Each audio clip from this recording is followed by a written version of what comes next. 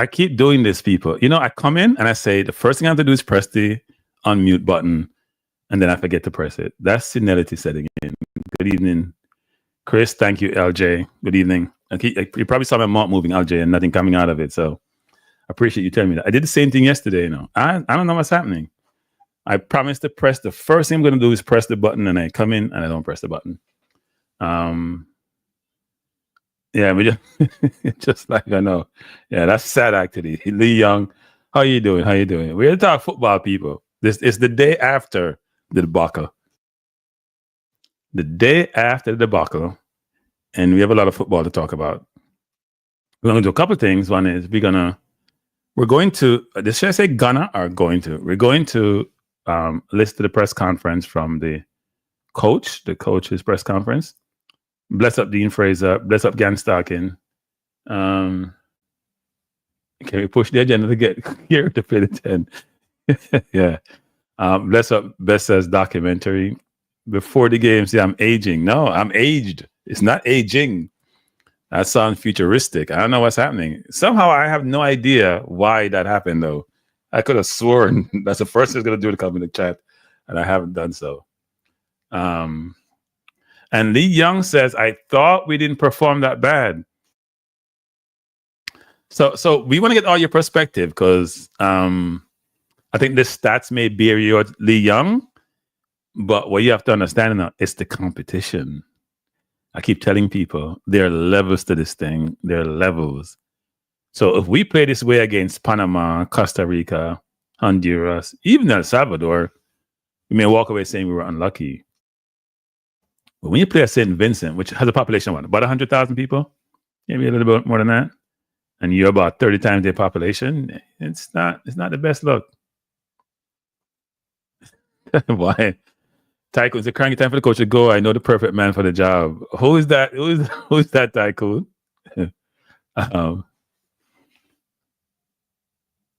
Oh Lord, Chris is already on CFAS. So we're gonna talk about that actually, because Chris and I will not agree on certain things, as usual. Chris, we will agree on certain things.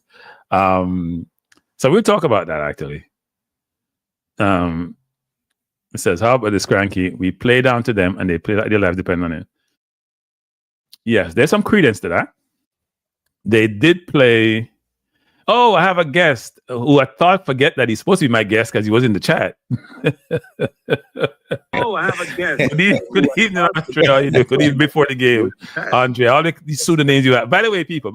Hey, I'm gonna talk some patois. We can't talk to Andre today, no people. We can't talk to Andre. Andre said to me, "Hey, my youth. Well, how was your game? Oh, we have to have the show, Cranky. Because how was your game with St Vincent? how did the outcome? Because, you guys said Trinidad not good. I mean, your Cataracts said Trinidad not good, or whatever. So how was your game? And I said, well, we played. We actually turned out. Probably shouldn't have. And I said, well, how was your game? And he said, well, Cuba went early and we went late. and so we're going back home with the advantage. So, Andre, how you doing? Good evening. I'm doing good, Cranky. How you doing? I am doing well. I don't think a lot of Jamaican football fans are doing well, though. I'm doing well. I'm doing well. I'm still the same arrogant self when it comes to the outcome. So I'm doing well. I'm not so sure why they wouldn't be doing well, because it could have been worse. It was worse. And you and I talked about this. The reason why it wasn't worse is I don't want to be harsh because they played with that life dependent, but the defender's mistake, the decision he made was ridiculous, ludicrous. Yeah, it's a ridiculous decision he made. We'll get into that, but it's a ridiculous decision. Yeah. It made no sense. There's no reason to tackle a player who's facing away from your goal, even though he's in your box. There's no reason. Yeah. Overzealous, inexperience, So that's how it goes sometimes, though. Football is brutal like that. Football has no conscience, and it does what it feels like doing sometimes, it seems. Yeah, Chris, you're wrong. Hargreaves didn't start 9 English players, Chris, that's not a good statement. He didn't start 9 English players, Chris. And you need to rephrase that, Chris. Please rephrase that, Chris. Please rephrase that. I'm gonna allow you to rephrase it, Chris. He didn't start 9 English players. Please rephrase that. So we get beaten, Chris. Don't say 9 English players, Chris. Change it a little bit around. Trust me. I know what you mean, but that's not what you said. So don't put 9 English players up there. We struggle enough with the diaspora. We have 9 years. I don't know about Jamaican. Tycoon said, Greg Berhalter, best man for the coaching job. Didn't he just get fired the other day? Yes. He's just been replaced by the current coach. He just get fired the other day. People. Is he talking about best person for the Jamaican job? Is that what he's saying? Yes. Okay. Look, people are not sold on a coach from day one. The only person sold on a coach is the person who hired the coach. Now, I'm not coming here to beat the coach tonight, people. We come here to talk football. We want to talk objectively. We don't want to be just in our own side of the view. We want to talk objectively. Please try to be objective tonight. My hope is that a certain person don't turn up so we can have a good conversation and I don't lose my mind. Because somebody just get under my skin and they put the knife in and I respond. And I hope not to do so tonight. But Andre says he's coming here to help me stay on track and help me stay focused. Now we have 2 videos to show. One is around the press conference, which we'll do. And then I try to put something together of some highlights of the game, more the commentary, because we can't play back people's video. We can't play back people's video. You could, but it would cost you. I could, but then I get this copyright stuff, that stuff, girl. So we don't want to go there. We don't want to go there. But I try to set something up to not as good, but not terrible. Well, I hope it's not terrible. You guys can decide whether or not. So, Andre, what do you want to talk about before we jump into the press conference where we had the coach try to explain why we didn't walk away with a win in this game?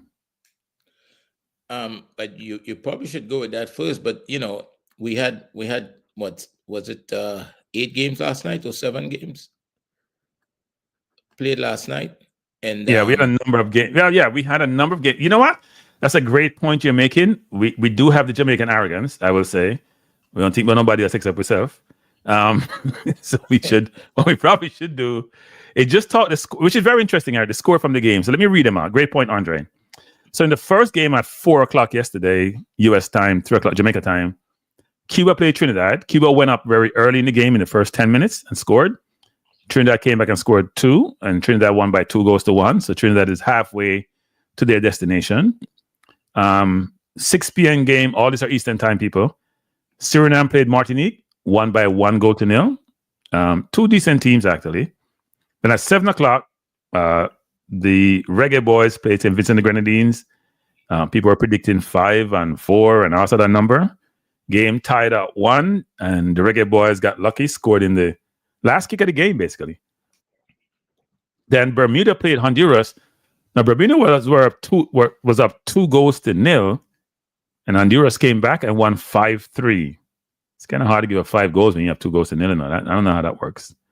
Then Guadeloupe played Nicaragua. Guadeloupe had a red card pretty early in the second half, I think it was, and they won 1-0 against Nicaragua. Guyana, let me repeat this, people. Guyana played at home against Guatemala and won 3-2. Now, I don't know if it's the oil money or what it is, but I notice certain things. There's a couple of teams in the Caribbean, not both English speaking, Dominican Republic and Guyana, that I see making progress. Guyana make to the next round of the girls under 20. Yeah. And now Guyana also is 1 leg away, even though they got to go home to Guatemala where they probably won't be able to sleep in the hotel because they probably out there throwing all sort of stuff on their hotel window. But they won 3-2, actually. And Guyana is a cricketing country. I know they play football. And then Belize plays Costa Rica. Keep saying they're a cricketing country. We said the same thing about Dominican Republic. They already secured a spot in the Gold Cup. So yeah. And then Costa Rica. Well, it's the way it's set up, though. We're trying to get in. That is true. And then Belize played Costa Rica, and Costa Rica won by 7-0 in Belize. They should just not play the second leg in Costa Rica. They should just say, you know what? We're tired. But those were the scores from yesterday. So you can see the advantages with Trinidad and Guyana and Suriname, all advantages to try to get to the Gold Cup in the summer. Jamaica wasn't one of those teams that was expected to draw or lose, and they probably surprised themselves. Bless up Jason Gunnar, Determined, Sean, Donovan Thompson, Gregginero, Big Deal. Yeah, that was the list, actually. So let's go into now the press conference, and then we can pontificate on it when it's done. And then we'll have some dialogue around the press conference. And subsequently, we'll talk about the game and sort of the key moments in the game, as these coaches like to say. We'll talk about key moments in the game. Since I like to talk about decisions, but we'll talk about moments. All right? So let's see if we can get the press conference out. You finally adopted the lingo. You say Haiti beat Azerbaijan 3-0. They're seriously improving. Well, Haiti's always good. They just got internal problems. They always got good players. They just got internal problems. If they could get their act together, they'll be a dangerous team in this region. But they're going to go away to 1-1 draw. Excuse the feedback, people. It's poor, actually. I don't know why it's not want to play. You happy with the performance today?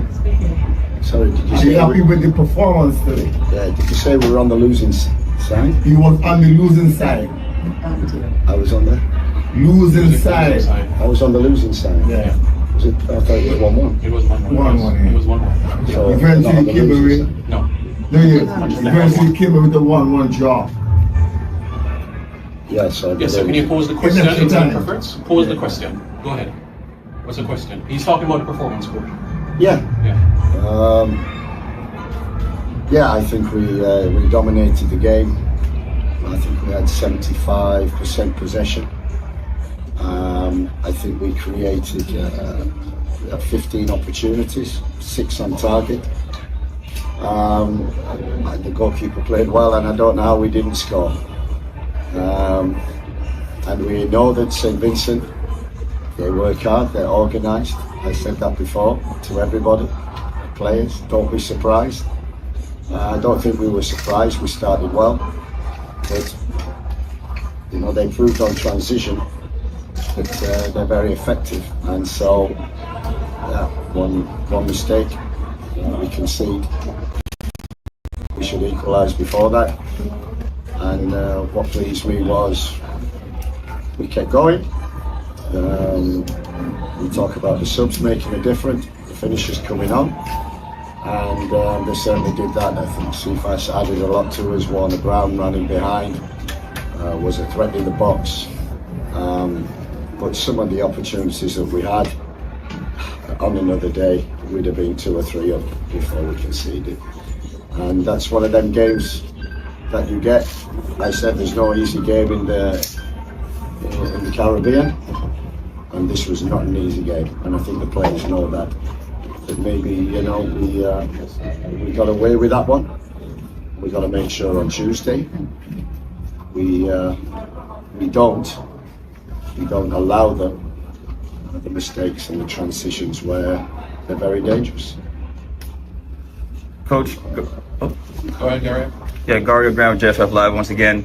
So a lot of our fans are saying Leon Bailey was very clutch, you know, in that moment, literally the final seconds of the game. What word would you use to describe him in that final moment to get that game tying penalty? What do you mean?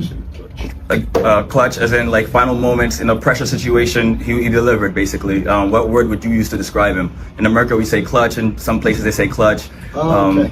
Yeah. Yeah, we were. You know, we kept going and creating, and you know, I don't know how we disallowed that goal that Dexter scored. I don't know. Ethan, keeper, I don't know. Very great save, and we thought that's it. Time is running out, and it takes a moment like that. I've had many in my career where someone has to step forward, take a penalty in the last kick of the game, and to get a result.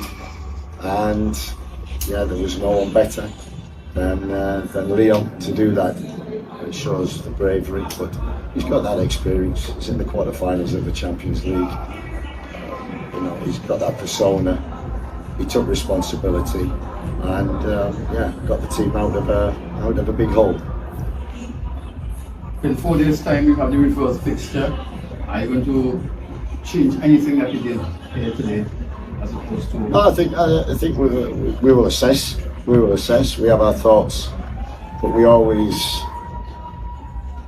evaluate the game after.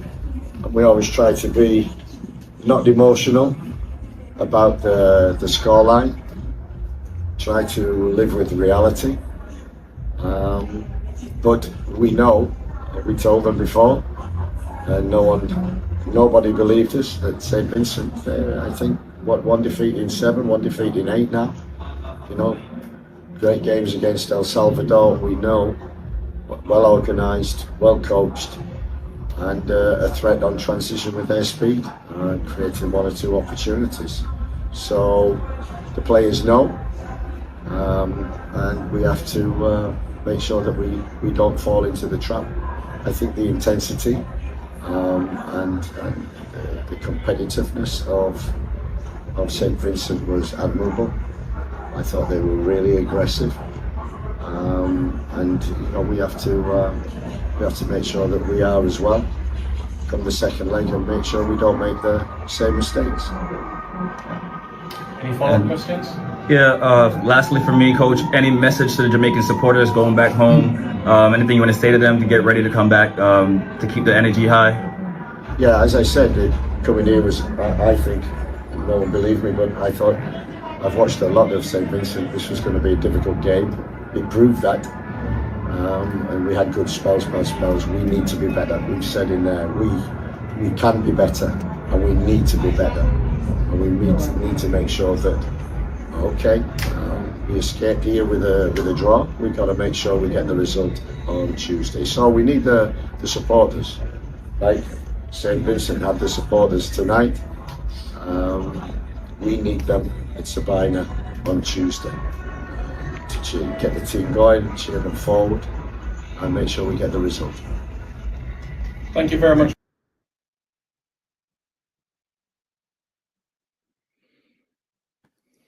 Before I go for people, but I don't just like to bother Mr. Star. What am I doing? What did I do to you guys?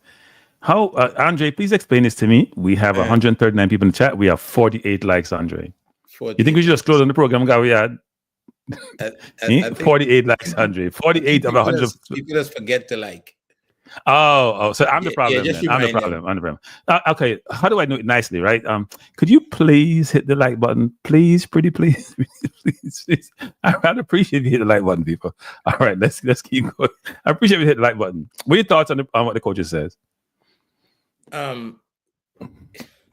It's an interesting press conference. I think I don't think it sounded a bit non-committal. I think the conversation around, you have to give St. Vincent their credit, but I think people probably would have rather hear a little bit more of his thoughts about Jamaica's performance and what in his opinion could have been better, besides, you know, Jamaica taking the chances. So I don't think there was much there. You know, there was much there to really. I didn't think he said much. I don't know what you think. Was it people, please hit the like button. Come on, people. Was it the coach or the questions? Let me just say something, people, and this is going to sound a little bit arrogant, seriously, and it's bugging me. Sometimes I just find this question first like nauseating. Like, people are not we're talking about fourth quarter. We're not talking about basketball. Is he clutched in the fourth? What are we talking about? You're talking about a football game that has 2 halves, right? You're talking about a player who scored a penalty that he didn't earn and he didn't get. Somebody has scored it. He scored it because somebody has got the penalty. Clutch in the fourth quarter in a basketball concept is when you may hit the last shot, or you may hit a number of shots, you're scoring, keep your team in the game. That didn't occur. What kind of question is that? And that's my first. I don't like to criticize other reporters or other media people, but that you know, my question would have been, Andre. Andre, you know, my question would have been. You know, my question would have been, get me in trouble. You know, what my question would have been.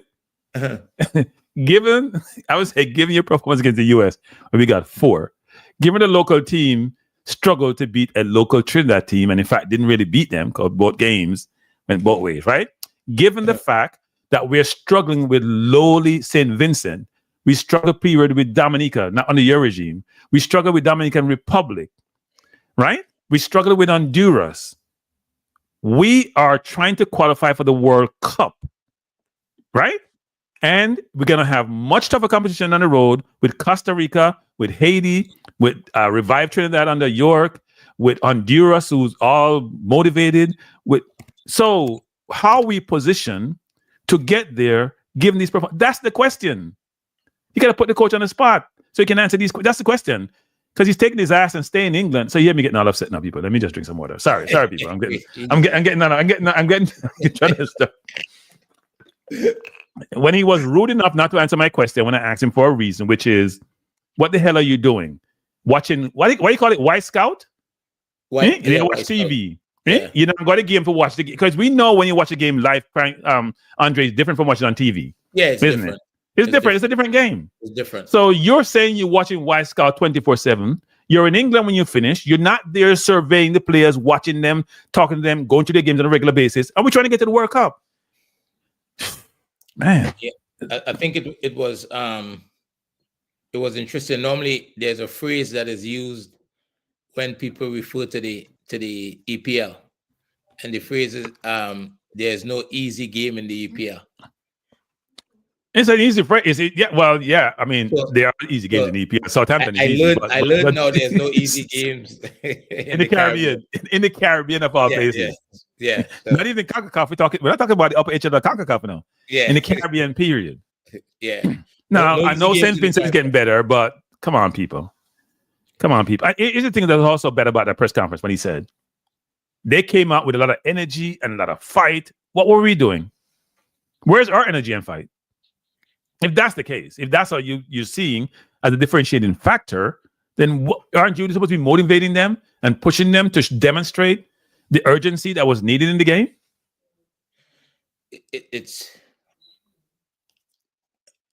Could you repeat that?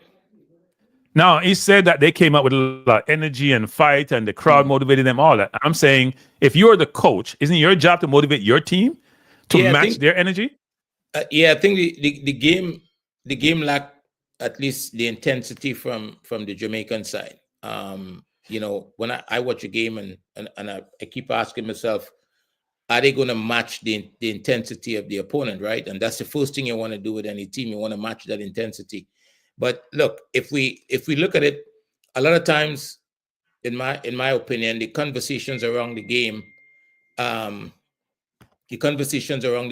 is to me is more political, right? In terms of who should be called and who shouldn't be called and that kind of stuff, right? As opposed to a football conversation that is analyzing exactly what took place. And the truth is, and let me ask you, if Jamaica had played exactly how they played last night, and Nicholson took his chance, and McCullough took his chance, those two chances, and the game ended up 2-0, would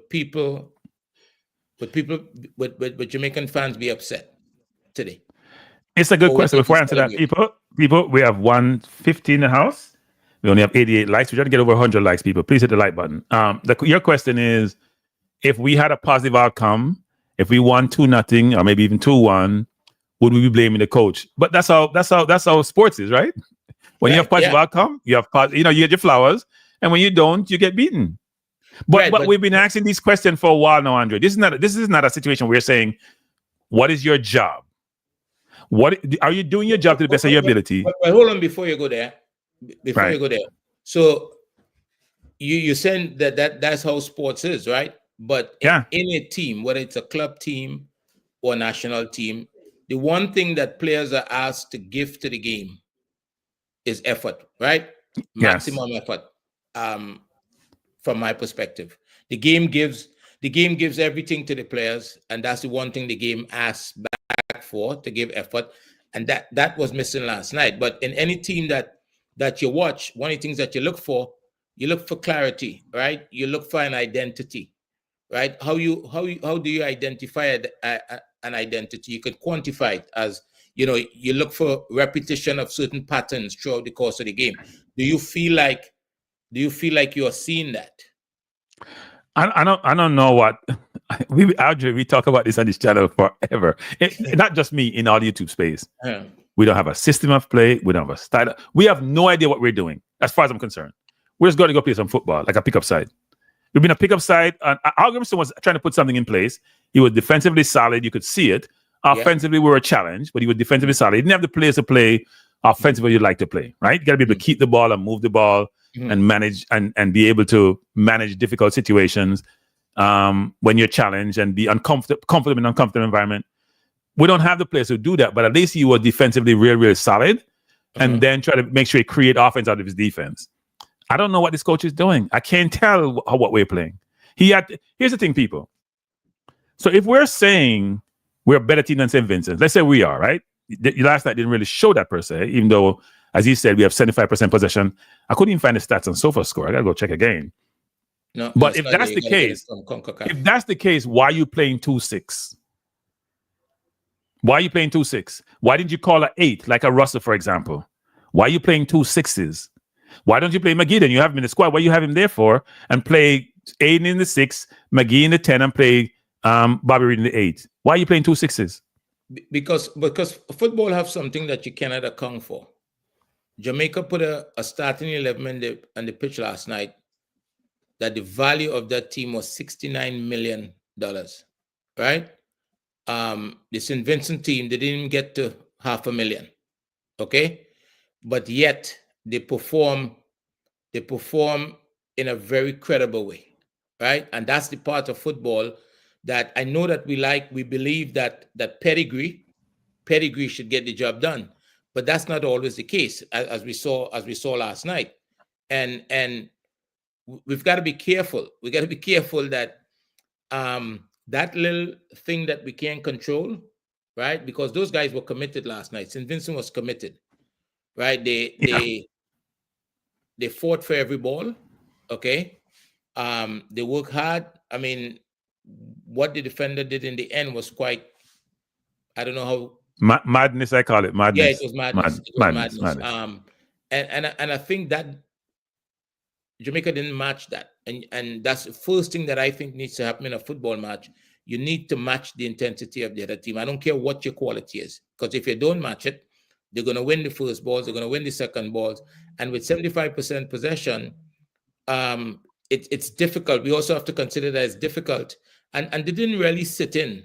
It didn't really sit in. But it's difficult to break a team down that is playing like that.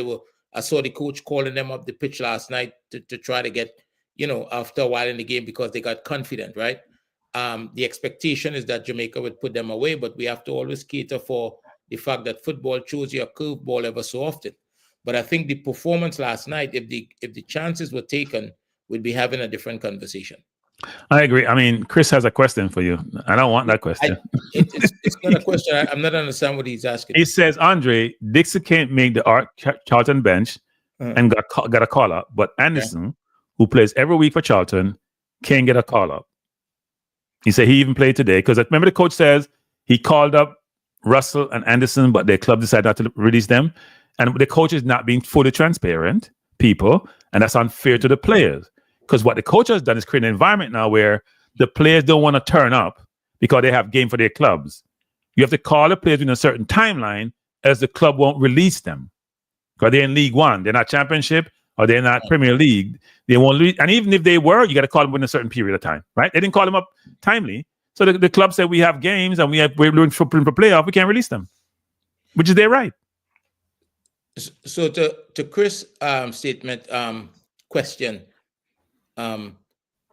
We always have to first believe that there are things that we don't know that is taking place, right? So we just going off. The only thing that we know is that Anderson wasn't called up and Dixon was called up, right? We don't have any other information, right? So we can draw conclusions based on that. The coach says that, well, from what the coach is saying, they call them subsequently, is what I'm gathering, because we didn't hear them in the first squad, right? We didn't hear anything about that. We only hear after that Palmer dropped out. So how are you going to call two players when Palmer dropped out? Palmer, right. That doesn't make any sense either. So did you call one and it didn't work and try to call the other one? He doesn't explain anything anyway. So we know he doesn't explain anything.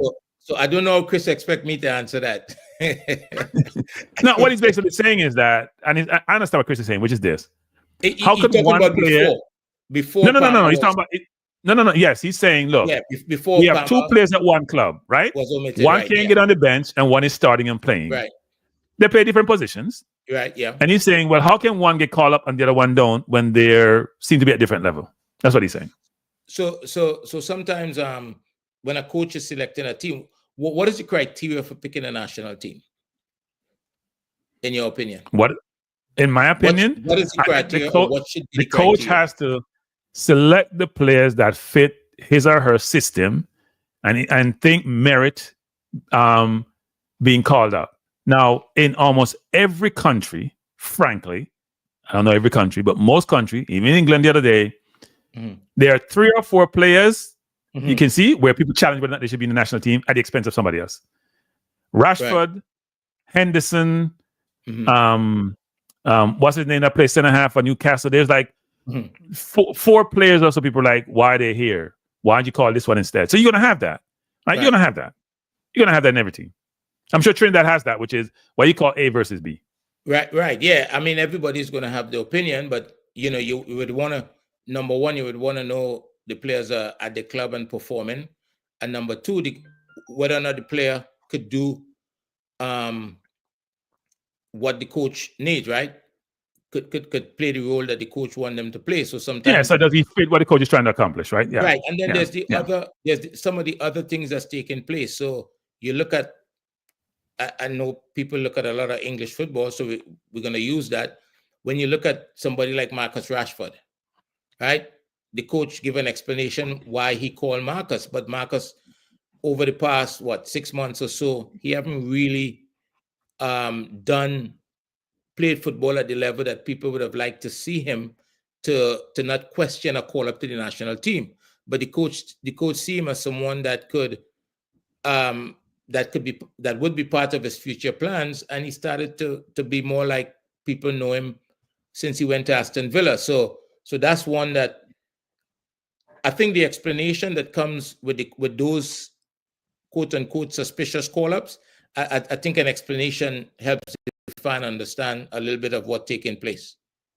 Yeah, but if you think about Foden, Rashford, Henderson, from where I sit, it's hard to justify some of those call-up at expense of other players. Rashford didn't prove anything in that game. Foden didn't. In fact, the coach actually criticized both of them subsequent to the game about how they played. He called them up. Right. It's his people. But he's new coach also. He can afford to make mistakes. Here's my problem with this coach, Andre. But it's not even about 2-0. So they do, yeah, but he still criticized that he's 2 wingers, right? Because he's German. He ain't gonna be the English person who's trying to be camouflage. He just tell you what it is. Yep. So here's the thing, though. This coach to me is not putting in the work. That's my problem with the coach.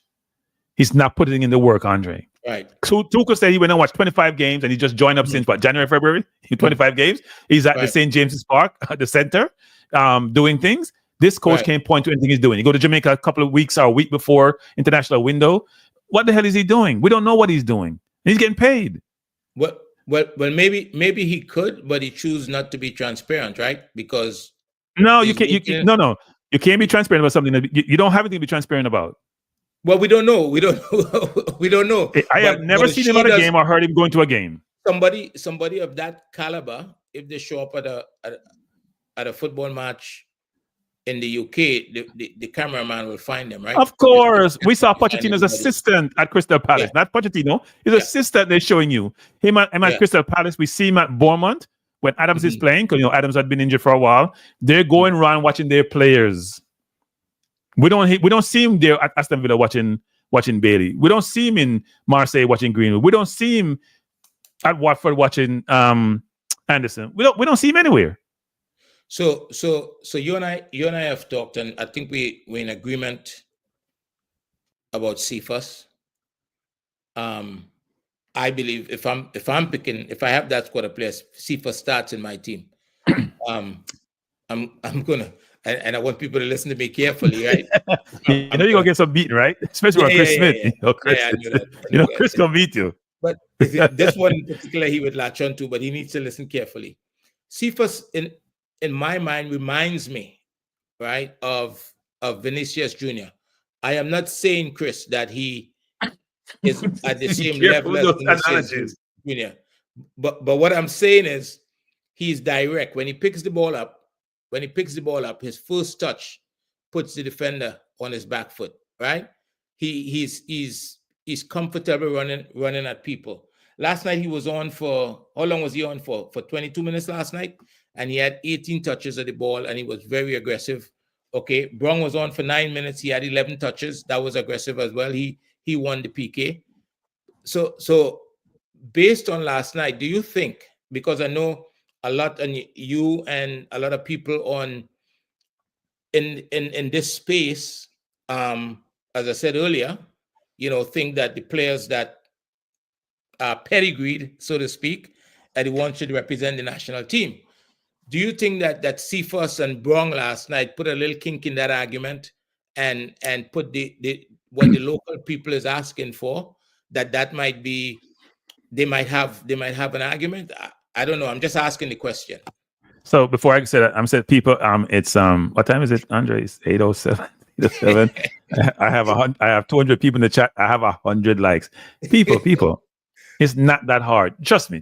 I understand some of you will never hit the like button because you don't like me. I can live with those, right?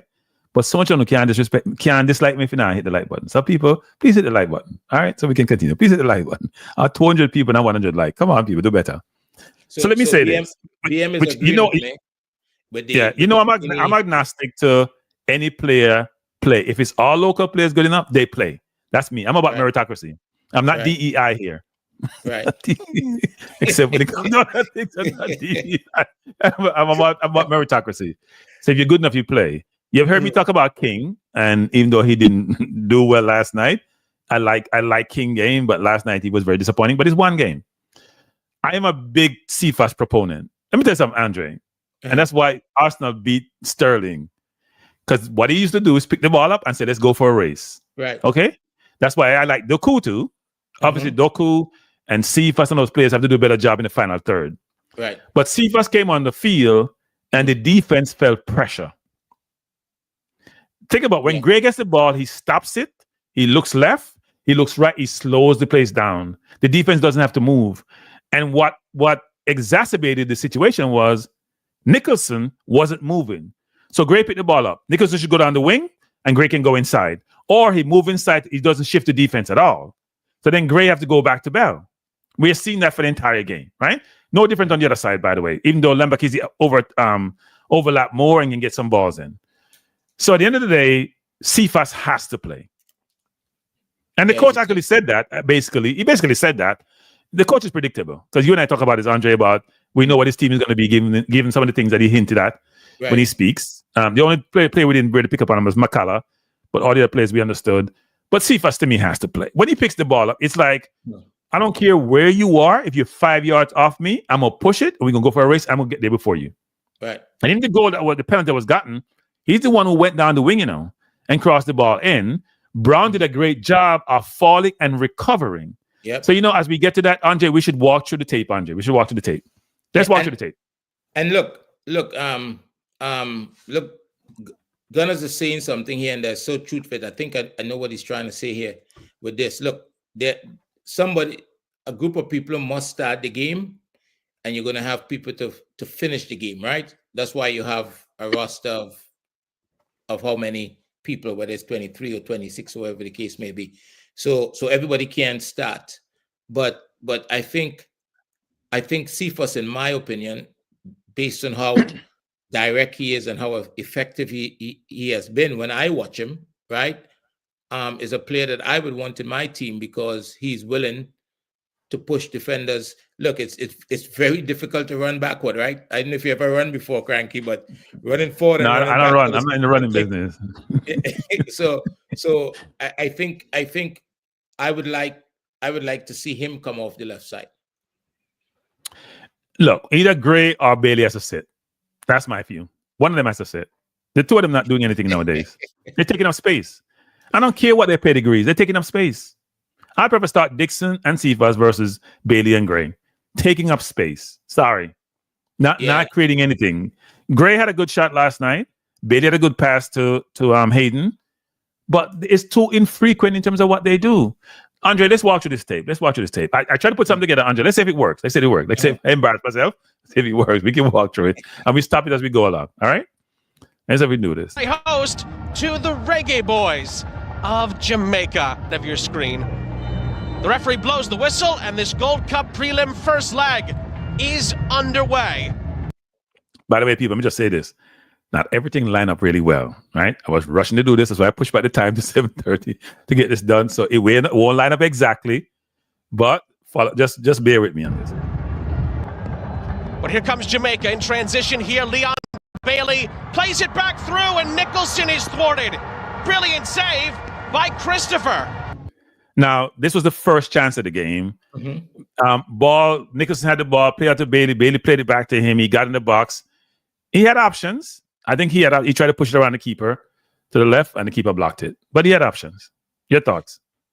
I mean, sometimes is it a missed opportunity, or is it a great save by the goalkeeper? You know, I think any great save is a missed opportunity.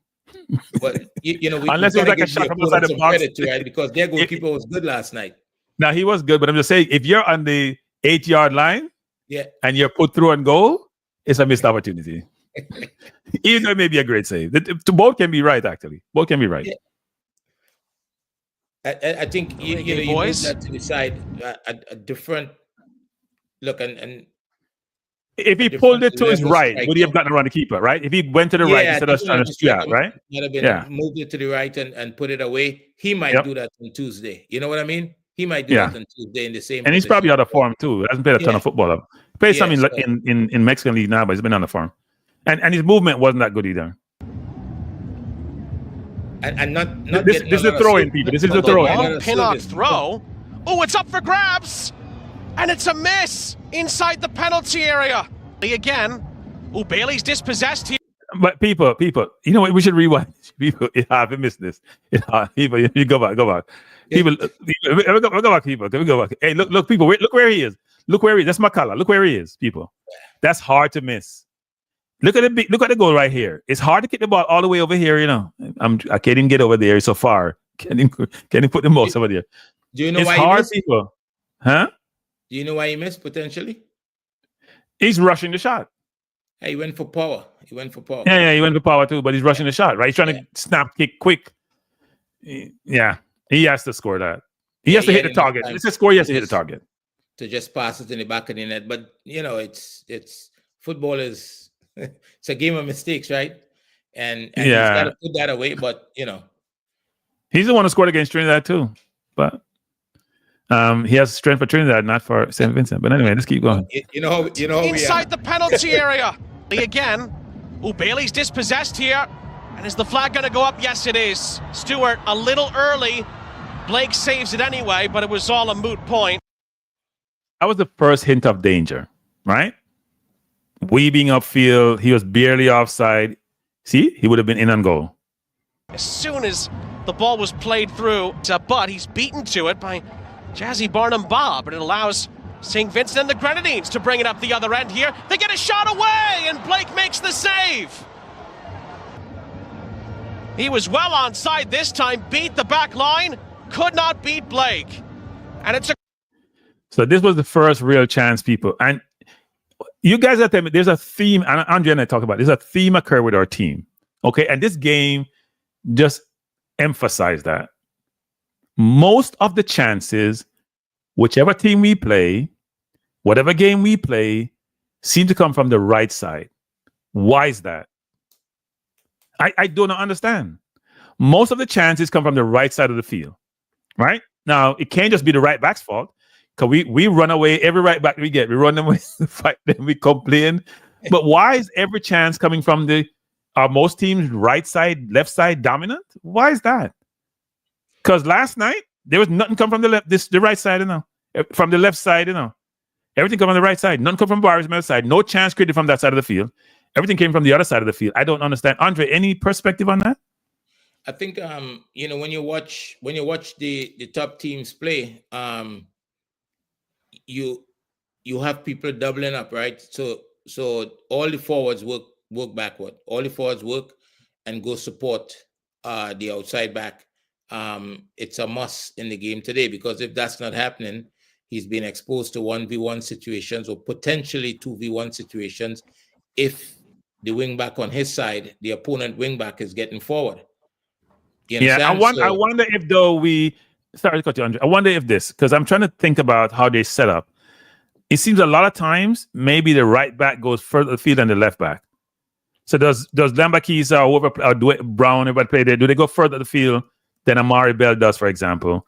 Or are they more cognizant of the defending when the transition occur, not counterattack? When there's a transition, are they more? Did they pick the transition quicker than the right back? I don't understand. So we could only speculate to a certain point because we don't know what the intention of the team is, right? How the coach is setting up the team. When you watch Arsenal, sometimes in some games you see Rice going over and providing support to the left back on that side of the pitch when the left back go out to pressure, and you see Partey do it on the other side sometimes, if the ball is on the other side. So sometimes that support could come from the defensive mids, right? And sometimes it comes from the forward tracking back, right? You'd see Saka tracking back or whoever is, or Martinelli or whoever the case may be.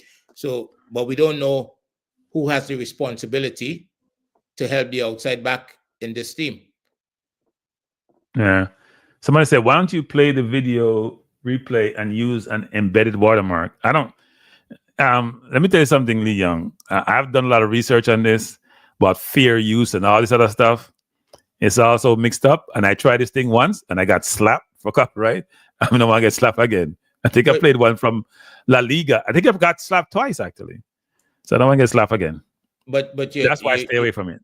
He's telling you something there. He probably knows what he's talking about. Yeah. I know, but I'm just saying I see people try different things, Andre, and it doesn't work. So maybe I'll have to figure out, you know what, maybe just set up a pseudo channel and try it and see if it works and maybe I'll get slapped. but no, the question, I mean, yes, on the left side, I think Pinnock got out muscle once by a player. Didn't really create a chance, but he did get out muscle down the left side, actually. But most times, the opportunities, and you see in this game, there's about 3 or 4 that's happened on the right side of the field, nothing similar on the left side of the field. Corner for Vincy Heat after their best chance of the night.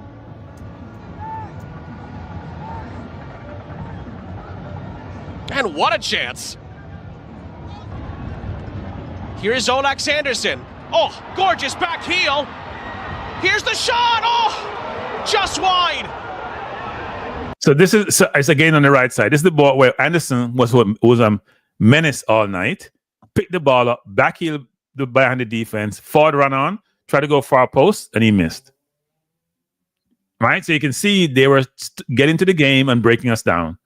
And these weren't just totally traditional transition or counter, This was them playing the ball up to him backing and split the defense.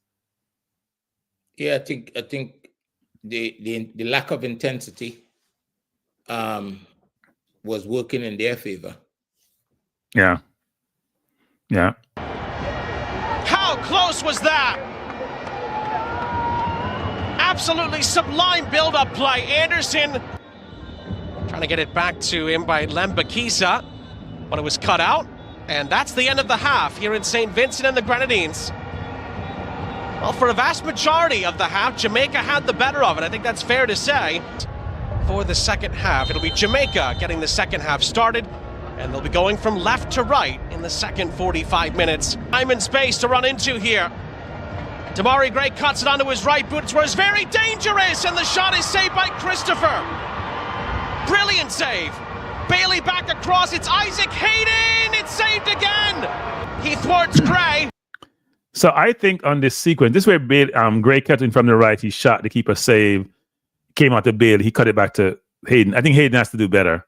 Now I know his left foot is suspect, but he got the ball, as you can see, just above the penalty spot, had time to shoot, and he tried to pass it into the goal, and the keeper saved it. So that was another chance, actually. That chance is not talked about as much, but to me, that was clear-cut a chance. There's people in the box, but that was a very good chance also for us to put to score a goal. So that was what, 3 or 4 so far? Yes. And I think I missed the most important one, but we'll get there. I just realized I missed one of them. But keep going. And then Hayden. Well, this is exactly where you do. No, sorry, I didn't miss it. The highlights missed it. I will talk about it. The highlights missed it. I just realized the highlights missed it. This is all the highlights people that I got from CONCACAF. The highlights missed one of the key plays and it's probably a deliberate miss, but don't want to have Damari Gray on the ball. He's very dangerous, cutting onto his right. Strong save from Christopher. And now what a takeaway here. Olex Anderson is is an important sequence. This is the goal, people. I try to capture most of the still from this. You watch this goal. Now, you see to the left, almost out your picture, is King. The other side is Pinnock. He's out of the play. He won't come back. The player on the ground got taken out by McCullough. I don't think McCullough got a yellow card, you know. He hit him so high in the sky, he almost broke himself. Now, this is Anderson in the middle, and Anderson is going forward, right? You can see we have 4 players. They have 2, basically. One of the players on the ground, so we have 3. Lambakis is out of a play. So it's between King and Anderson. Let's keep going. He's in. Can he score? Yes, he can. I'm going to show you the sequence afterwards. Look at King. People, look at King body shape. Look at King body shape, people. Go back. Look at King body shape. Look at his body shape. You see where he is now? Now he's in no man's land, basically. He's in no man's land the way he is, the way he's positioned. Andre, comment, please. Please comment. Please comment. I wouldn't say that he's in no man's land. What I think here is that he does not have a good defensive posture. He can't get the acceleration that he needs, in my opinion, because he's standing upright. Right? You get your power from your legs. And at this moment he's gotta drop a little bit lower so that when Anderson takes off, he could match his speed. I don't think he ever got into Andre, there's no way you can, if the man go behind you, which he did, there's no way you can recover. The way you're running. Look, he's in open field. Anderson could go wherever he wants. I think for me, right? But I'm saying you gotta push him someplace. You have to push him someplace, right? You gotta push him someplace. I would want the defender to take control here. But what I'm saying, if to take control, look, if you're going to walk forward, you have to put one foot before the next, right? Every most things that we do have protocols, if you want to call it that. So when you're defending, he must expect Anderson to want to go past him. So he's got to put himself in a position to control that situation, but that he could run with Anderson. I don't think he quite ever got to that position. So you got to give Anderson credit. He went behind his back, which was the best option, I believe. He went behind his back, and he couldn't keep up with him. I think he ran without the anticipation of I have to manage this situation versus it managing me, right? If I run real fast and the person you got to anticipate the person may cut. You have to anticipate the person going to change direction at you at some point, and can I recover if they change direction? I didn't see that. Right, and that's the point I'm making. Is a technical error, basically, because you have to get yourself in a position that you can get the explosiveness that you need, because he's running forward, right? Yeah. And I don't think that happened in this sequence. So when Anderson went behind his back, he couldn't catch him. I saw some people saying that he should have. So look at it. So now he's faced up, but he turned the Titanic. Look how he faced up. So he seems like he's in a good position now, right? It seems that way, but he was turning. He's still turning. Yeah.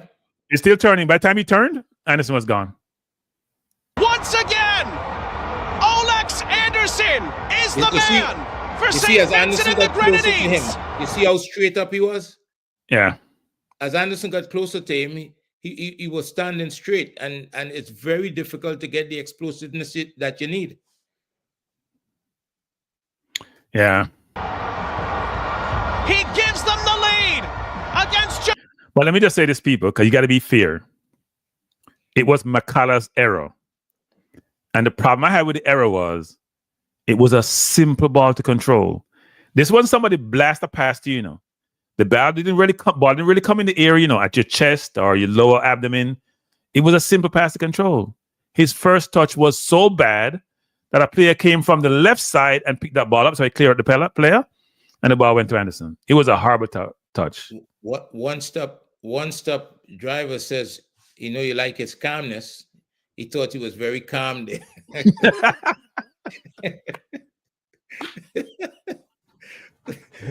Was he calm or cold? Which one was it?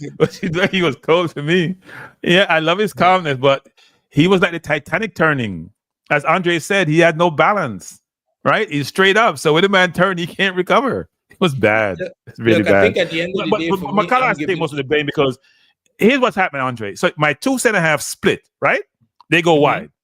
They don't expect to be. You gotta anticipate these things, but to recover, somebody making such a bad control. Because McCullough wasn't under any pressure. Right. He got the ball with time, and he made a horrible control. Yep.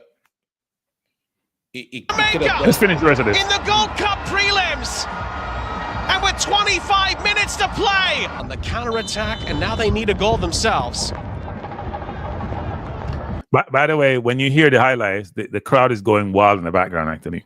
Wild. It's going to be delivered by Damari fair Gray. here. It's a free header, and goodness gracious, the goal. He has to score this, people. Like he's born in England. Sorry, people, but if you're born in England, they teach you how to head a ball in the goal. I'm sorry, that's what they do. West Indians, not necessarily so, but he has to score it. He had the ball straight at the keeper. It's as easy a goal as you're ever gonna get. Like, it's perfect. It's the right height. It's the right pace. It's on a plate, and he hit it right. The keeper didn't even move. It hit the ricochet off the keeper. The keeper didn't really save it. It saved it, but it wasn't because of his reflexes, because the ball was headed onto him. Keepers come up with some amazing saves. This is a jaw-dropping one. It's just a reaction stop. Cephas to the byline. Crossed in for Brown. Touched away. And then penalty appeals. Oh dear. It's a penalty. Warner Brown, I should say. Now this picture is you have to. These are the pictures. These are the moments as a cameraman you love. Look at the St Vincent players. Look at the St Vincent players. They are like 1, 2, 3, 4, 5 praying. One just despair, right?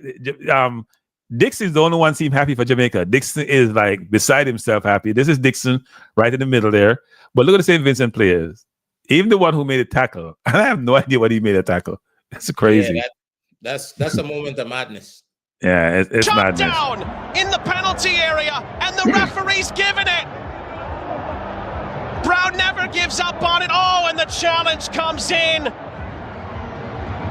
This is an almighty kick here. It's Leon Bailey, and Bailey scores. The Reggae Boyz have rescued it here in stoppage time. Leon Bailey equalizes from the penalty spot. It's a massive goal. It's also an away goal. It's a goal that sees Jamaica level the tie and taking advantage on away goals back home with them. Some of that laid on here. And it is indeed the last act.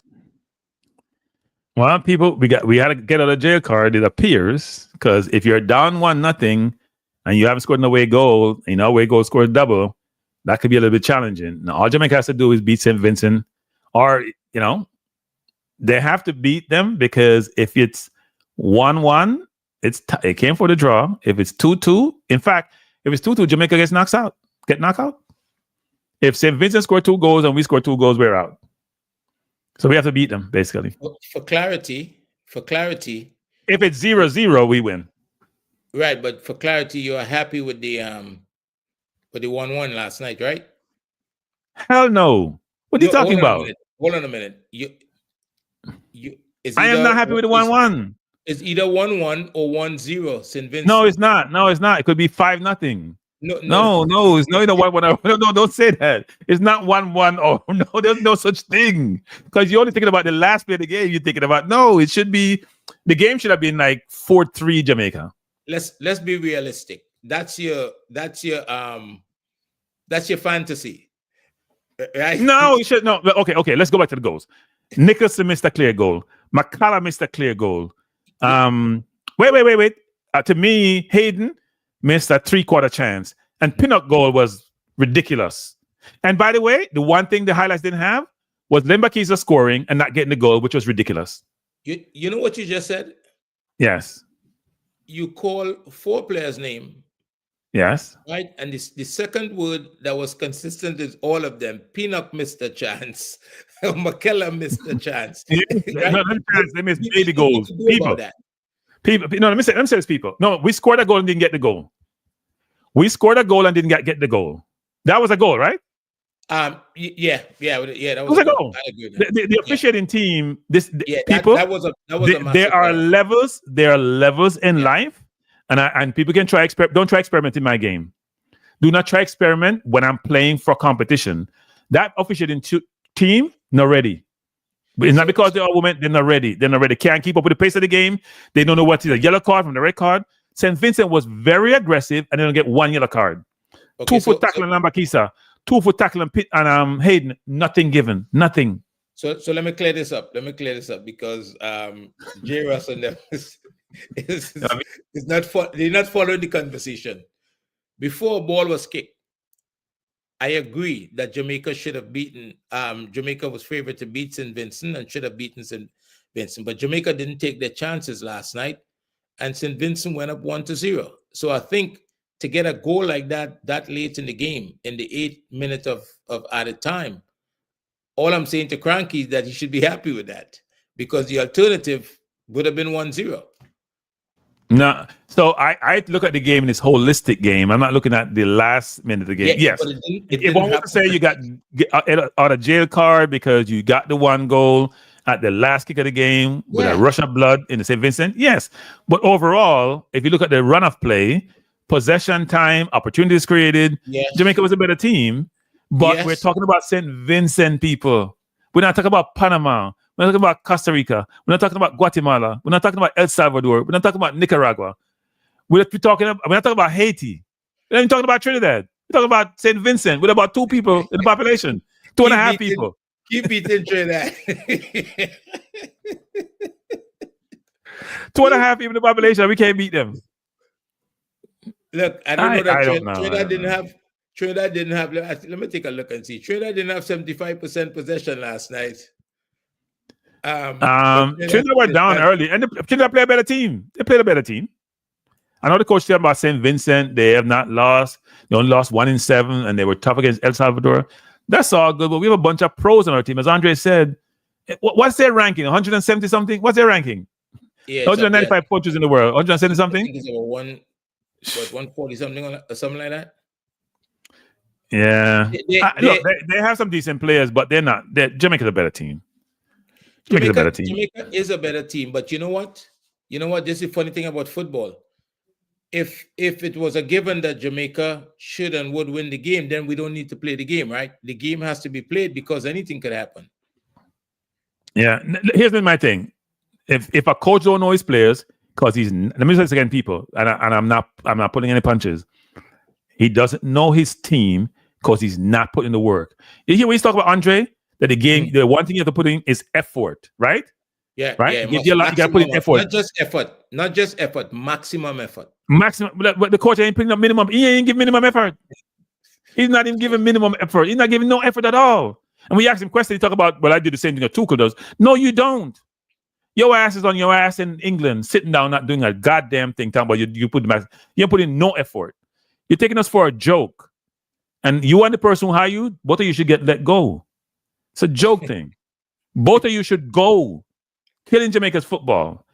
If he came in and was doing the work, I would not have good outcome. I can say, you know what? He's putting in the work. We ain't seen you putting in the work. Talk about you're watching Tinkpan video. That's what you do. You'll go on video and watch things. You're not putting in the work. You're not putting in the work. And it's not okay. You're not putting in the work. And then people at the press conferences, they're not asking. I'm not going back to your press conference because you disrespect me. Now I'll come back. But let me say this about that. People, if you don't know what question to ask, please sit down and think about the questions. You can't ask these flimsy ass. Look, YouTubers are asking decent questions. I don't know about YouTubers. Traditional media, you're a farce. And I hear idiot Mavericka talk about say, oh, you're not going to call the YouTubers them. Nonsense. The traditional media asks them like a superficial question that means nothing. Don't do nothing. Not penetrative question. Not insightful question. Just some throwaway question. Even the traditional media was there yesterday. They weren't Jamaicans. They were still asking nonsense question. Talk about clutch, barely clutch their 4th quarter. Then people have to get banned from the media room. I'm a basketball guy. We ain't playing no basketball. He ain't no clutch in the 4th quarter. He scored a penalty that he didn't earn. And by the way, to go back to people who they played, now if you look at the entire team, the 2 players that has some of the most pedigree in the team, Gray and Bailey, are not producing. Our 3 forwards, by the way, not producing. Not producing.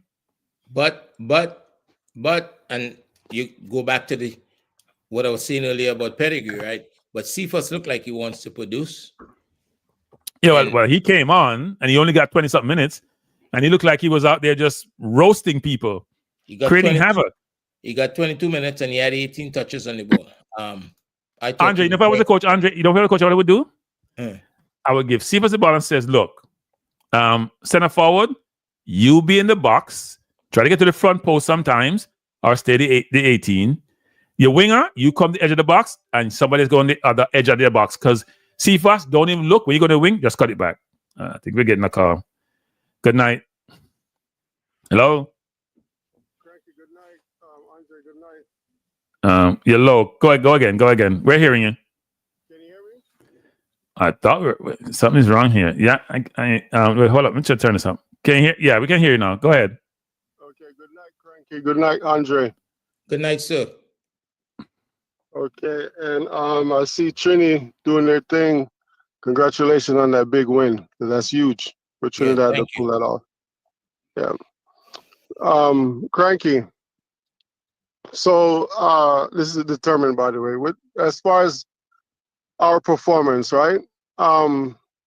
We hired a coach that has a resume that's long from here to next year, right? A lot of people are skeptical about their resume, but you know, he has the experience, good or bad.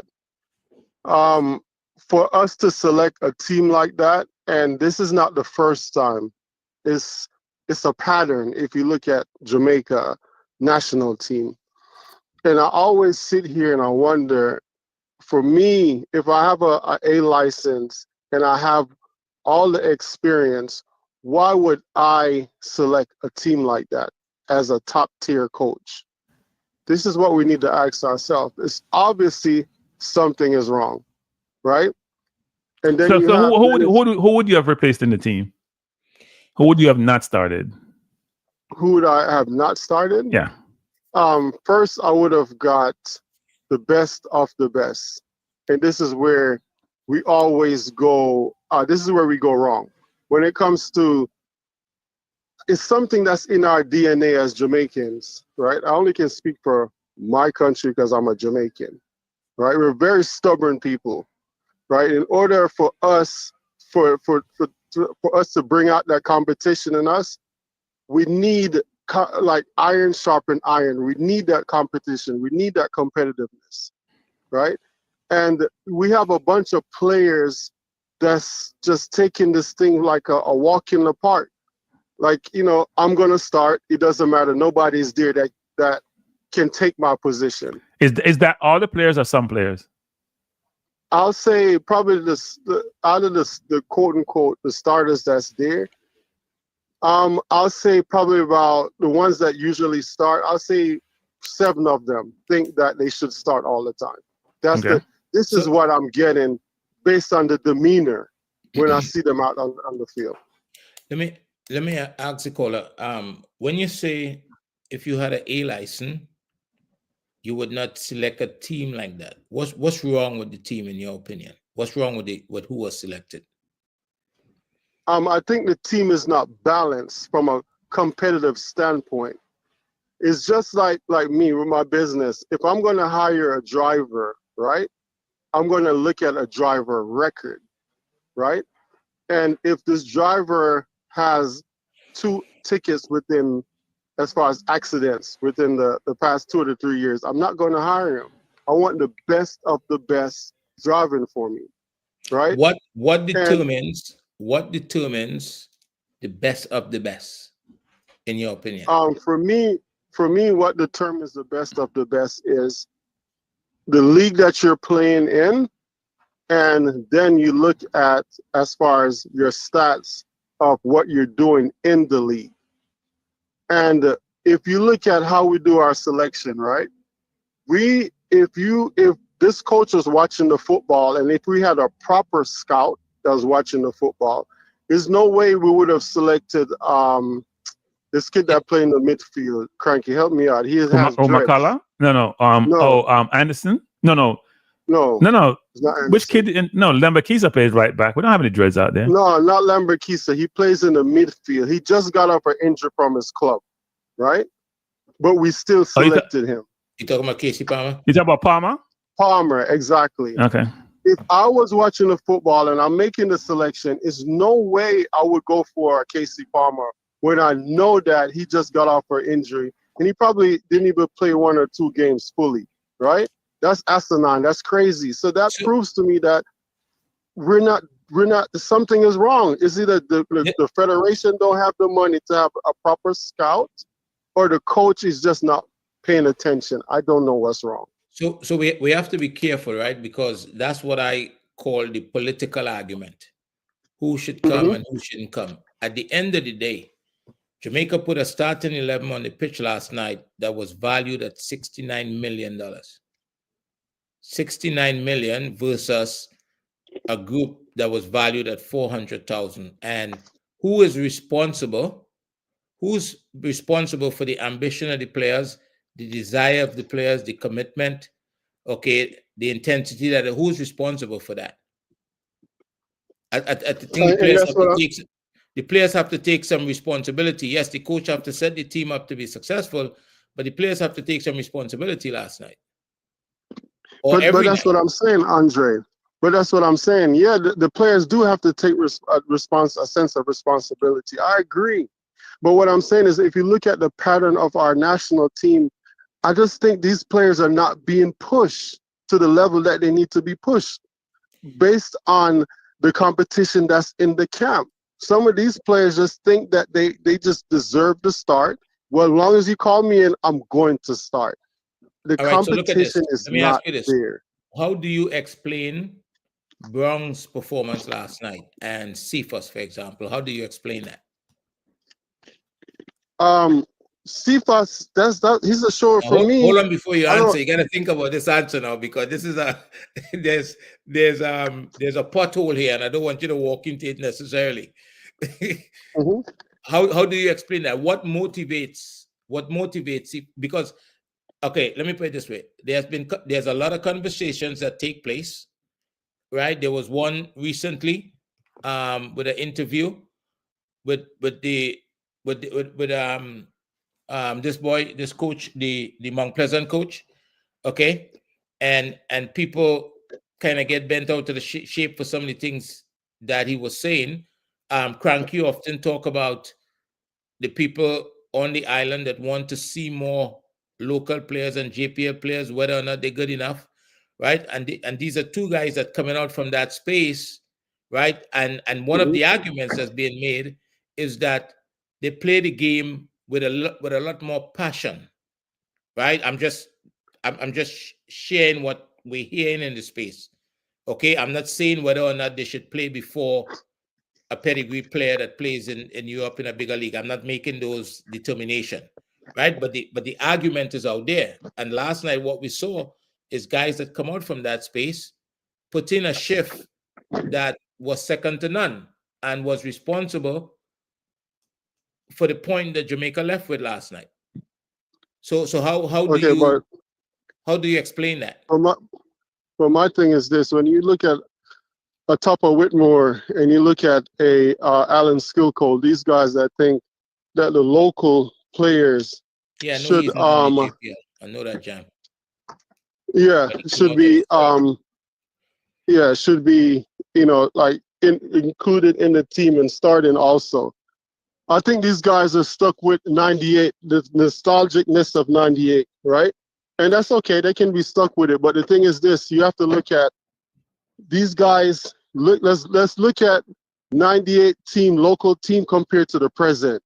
No. Let's not talk about 98. We shouldn't go there, right? Let's talk about now, right? And we have you had a starting 11 last night with a lot of guys who play in England, who play in Europe, and they didn't match the intensity of a St Vincent. Do you agree with that? Yeah, I agree. What is the reason behind that? What's the reason why they didn't match the intensity with St Vincent? Yeah. These guys are professionals. Yeah. But that's what I'm saying. So I can't. I have to hold both the coaches. That's not true. So cut that out. No, can you hear me? Making a silly. Okay. So I have to hold the coach accountable, and I have to hold the players accountable, right? Right. And I think from the get-go, from the beginning, the selection of the team, for me, we don't select the top tier players that's out there. As I said, iron sharpens iron. If you want a competitive atmosphere, you have to create it. And the coach is not doing it, and whoever is picking the team is not doing it. And this is not the first time, so we shouldn't be surprised. This right here is like, we've seen this movie over and over and over again. So now I have to look at it from a standpoint of the federation need to come out and say, you know what? We just don't have the money to do it. What y'all want, we don't have the money to select all these players that need to be selecting, fly them in. Let's just be honest. Right. So caller, you have 1 more minute because we're getting more calls coming in. Jason is asking if he's. It's hard to. I'm not blaming anyone. I'm raising questions because at the end of the day, we keep asking for more players, right? We keep asking for more players and more players coming in. And no. Let me cut you there. We're not asking for more players. We're asking for better players. There's a difference. Thank you. We're not asking for more players. Yeah. We don't want more than 23. We want better players. There's a difference. Better players. Not more players. Better players. Let's not say more because you can only get have 23. Or if they extend the number to 25, 26, we want better players because we're not comfortable with what we have. So we're not asking for more. We want better. Okay, enough. All right. Thank you for the opportunity. Man. Thanks for calling. I appreciate it. No problem. Yeah. What needs to happen, Cranky? Jamaica is in the best position in the English-speaking Caribbean to qualify for the World Cup. Right? Okay. Trinidad saying that now. Very, very big up Trinidad. Trinidad Yorkie, a legend. Who's calling? Tony. Tony, how you doing? Good night. What do you have to say, Tony? Good night, gentlemen. Hey, Cranky, I asked you a question earlier on the chat as to what evidence you have that the coach not putting in the work. Why is it the coach? What evidence do I have? So the evidence I have is a couple of things, which is probably tangential. When international window come, I see the coach. When it's not around, I don't see the coach. I don't see the coach at any games, watching any player play. Because what happened in England a lot of times when you have games is they point out the coaches in the stands that are watching the players. When I see Crystal Palace play and Omar Richards play, I see Pochettino's assistant. When I watch Borman play, I see Pochettino's assistant watching Adams. Okay? That's my evidence. I don't see anywhere, anytime he's in anywhere. And he can't explain to us which game he goes to. He said he talked to Bailey on the phone. When he first came, he said he's up north. Bailey's up north. You're going to see him. I don't hear Bailey say he met the coach once since then. That's my evidence. Any other question? Say that again? I can't hear you. Say it again. Because you don't see him on the television, the camera don't pick him up on the television in the stand. Yeah. Him not seeing the work. So caller, let's have the conversation. You tell me where you have seen the coach put in the work. Because you this people may say, tell me where you see him put in the work. You tell me where you see him, any place, watching any game, and wherever said he watch a game. He's saying watch video. He has never said he gone to a game to watch. If his words I'm taking to substantiate whether he's doing the work or not. You tell me where you see my one game. So one of the things that you always you say him rate King, right? You say him rate King, and based on how him play Cephas, him look like him rate Cephas. Yeah. But I did watching these players play and have an idea, say these are the type of player we want in the team. What are you talking about? Cephas and King have been in the team. But he didn't have to select them. Him come in and him still bring them into the team. How much game was King getting when he was in the court? And now King start get some game. King is playing because Lowe is out. Okay, but him bring on King in the USA game. Yes, he brought him on because he's on the bench. What's your point, caller? What's your point you're trying to make? My point that I'm trying to make is that you're putting it out there that the man now putting in the work without you having any evidence that the man. And I'm telling you the evidence that I have. You may not like the evidence. That's my evidence. I'm not the only one who thinks so. I've talked to people in JFF. I don't just come run my mouth, Nobody in JFF can tell me what he does. So I bet so if you have that type of information, so you don't have to call the name, but you can just say. No, but caller, wait. First of all, you come and challenge me, right? You say me No, you challenge. No, caller, you challenge me, and it's fine to challenge me. Come on. No, but here's the point, caller. You make it sound like me. Give me a spread rumor. I asked the coach a question now. I asked him the question, right? Did I ask him the question? Yes. Yeah, I listened to that. And what did he say? What did he say in his response? He didn't respond. He didn't respond to it. No, he said he does the same thing Tuchel does. That's what he said. He responded. Okay. And wait. Tuchel never say him watch White Scout. Wait on. Tuchel didn't say him watch no video. He said he went to 20 plus games. Okay? He never said he went to one game. You can extrapolate from that what the evidence is. Okay, so if he says he does the same thing that Tuchel says he does, right? And Tuchel says he went to 20-something games, right? And that suggests that if he says he's doing the same thing that Tuchel does, and Tuchel went to 20-something games, wouldn't that suggest that he goes to games also?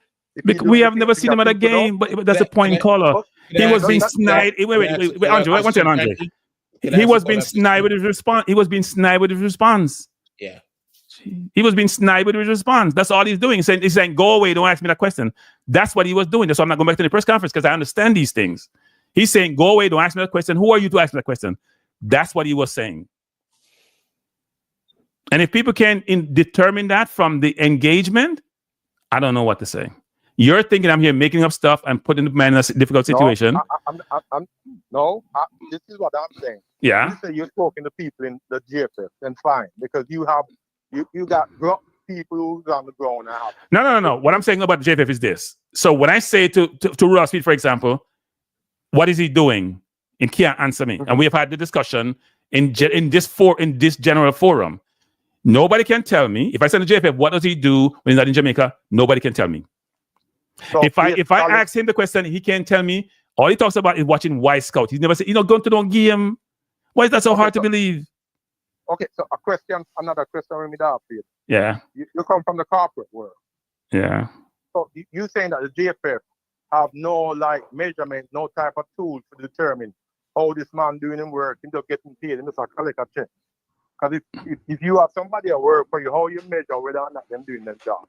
So the GFF just paying him and now have no measurement tool to say whether or not Steve McLaren is working for the how much $1,000 them are pay him a month. Measurement system into place. Well, they have articulate measurement system. They haven't told me that system, nor have they articulated in public. Right? They haven't told us how they're measuring him, and maybe that's a secret. I don't know. Well, how many companies come out and tell people how they measure people's work performance? No, Carla. First of all, Carla, most coaches are measured. Coaches are measured by outcomes, right? A lot of times you measure by outcomes. But how often is he playing games to measure outcomes? Wait, no. But there's a process to get to the outcome. Yes, exactly. So the man come to Jamaica, Carla. The man come to Jamaica and he go back and he had with him done. Then okay. So that is part of what? So what is do you know the criteria? So what is in responsibility done? No, I don't. I don't know the criteria. The GFF criteria to how in performing work and how in supposed to perform the work. No, I don't. So you come on and say not doing the work, and if you don't know what the GFF, the task and responsibility of the GFF assigned to this man. Okay. All right. I mean, then maybe you're right. I don't know what I'm talking about.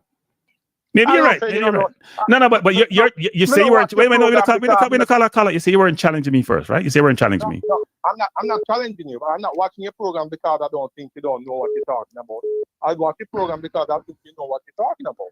But Carla, here's the point I'm trying to make, Carla. If I give you an argument, you can then say, you know what, Cranky's opinion and perspective doesn't align with reality, right? It doesn't make any sense. Or you can say he may not have empirical evidence to substantiate his position, but based on what he's suggesting, given the sequences of information he's provided to us, given the questions he's asking, why can't the coach come out and tell anyone what he's doing? We hear the coach say he's using White Scout. That's video. That's watching video. We have never heard the coach say he's been to one game to watch any player. Right? So can I infer from that then? And when he comes here and he goes back home. Right? He comes and go back home. He doesn't come in Jamaica because when he was first hired, we thought he was going to help the football because he got hired because he was involved during COVID in the whole FIFA development program. That's how he got to know Speed really well. I thought when he came in, he was going to help Jamaica football holistically or spend time watching local players and pick the gems out of local like Simonis did I'm going back to 98, way back when. Or he would go back to England, where most of the players are located in Europe, and he would go to games and go watch them like I see most coaches do. We haven't seen that. So we have to infer from that, you know what? He's not doing that. And we have never heard him say he going to one game. So can I draw that conclusion? Or you think I'm not appropriate? I shouldn't draw that conclusion. Well, I say it's fair enough for you can draw that conclusion, but you know, you can make the argument that if a tree drop in the forest, I know here that means the tree not drop. Well, that's true too. But he should say something. I don't think it's okay to be dismissive and say, you know what? I don't think it's okay to be dismissive and say, you know what? Yeah. I don't know if it's a commitment. Look, here's my view. I don't want us to be taken advantage of. That's my view. I don't want to be taken advantage of. I don't want us to be used by anybody to just make a buck. Fair enough. Right? I want us to get value for money. Right? We want value for when you come in and you put in the work. If you put in the work really hard and we fail, you did your best. But that's why it comes back into the GFF court. They're the ones responsible for whether or not to judge whether or not this man is doing the job that he's being paid to do and doing it based on the guidelines and tasks and responsibilities that we're given. Yeah. Look, you're right about that, right? The assessment process. But you see, they're going to assess him based on outcomes, which is Gold Cup and World Cup qualifier, which it may be too late. I think there's an accountability issue that needs to be addressed, whereby we're saying, Coach, look, you're right about the criteria they use to measure him. I don't know what criteria they're using. I'm assuming they're using an outcome criteria to assess him, make determination. But the process you're putting in place to give you the best chance for success, I'm not seeing some of that. So I could be wrong. You're right. I could be way off on that, but I'm not seeing it. I hear Pochettino talk about these things. I hear Tuchel talk about these things. Why can't he talk about them? I see them at the Pochettino are getting butt chewed right now because them and him lose one game. Yes. No, yeah. Well, you know, it is what it is. Because you know why? Because he's a coach in sports, and you get beaten when you lose. Andre and I talk about this quite a bit. You get beaten when you lose, and when you win, you get your flowers. That's how it works. Yep. And as Andre said rightly tonight, which is very important, people, what will we here saying if it was 2-0 we won? Okay, answer that question. I don't think everybody will be happy with the performance. But I listened to Jesse Marsh last week do an interview and he was speaking to the reporter about his responsibility for not just the national team of Canada, but for football in Canada and the development of the football. And it was motivating. It raised my pause because his responsibility is to prepare a team to go perform in the World Cup, right? To go to the Gold Cup and perform.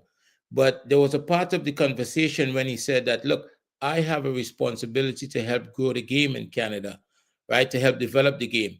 So he is working, according to him, every day. He's doing things that is not part of his contract because he's embracing Canada wholeheartedly. And if you listen to the conversation, I mean, it was inspirational. It was a really good conversation that he had. So I think to Cranky's point is,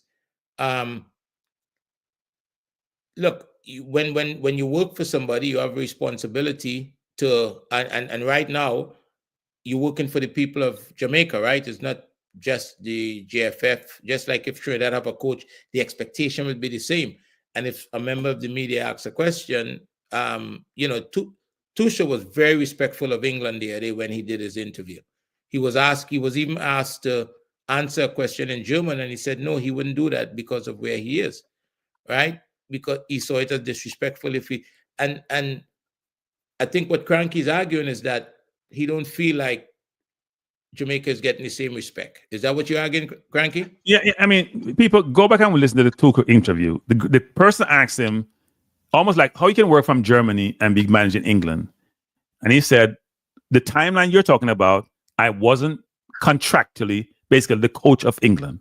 I started XYZ. And then he went on to say, I go to St. James Park and I do XYZ, which is where their headquarters is and where the team is, right?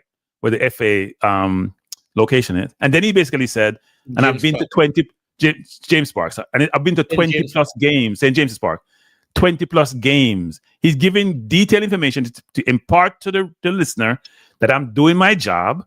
and I'm here. And he's basically saying, I want to go back to Germany to go look for my family, basically. Right? I'm here working here. This is where I'm working. I may be from Germany. I may be the coach. My family is in Germany, but I'm doing the work here. And I'm in England. I'm on the ground, and I'm going to games, and I'm watching games, and I'm going to St. James's Park, and I'm doing the job. That's what I'm asking the coach. You are 8 hours away by plane, and you come and you go back home. What do you do when you go home? So a question for you with regards to that. Right. Tuchel and McLaren type of question. Right. Do you think that when Tuchel was asked that question, that he was taken aback by it or felt offended by it? No, you know why? Because first of all, as a coach, you should be respectful to the media and answer their question. There are a number of reasons why it wouldn't be taken aback. Two is the English press are known for being tough, right? They're going to be intrusive. They're going to ask a difficult question, right? They want to make sure that you represent the country and you're doing the best job you can and you're spending the time required to get the job done. They haven't won a World Cup since 1966. They want to make sure first of all, they don't want a non-English coach. That's the first thing. So now that they have one, he has to put in the work. They know his reputation. They know what he's achieved. He's won a Champions League. They want to make sure he's doing the work to get the job done.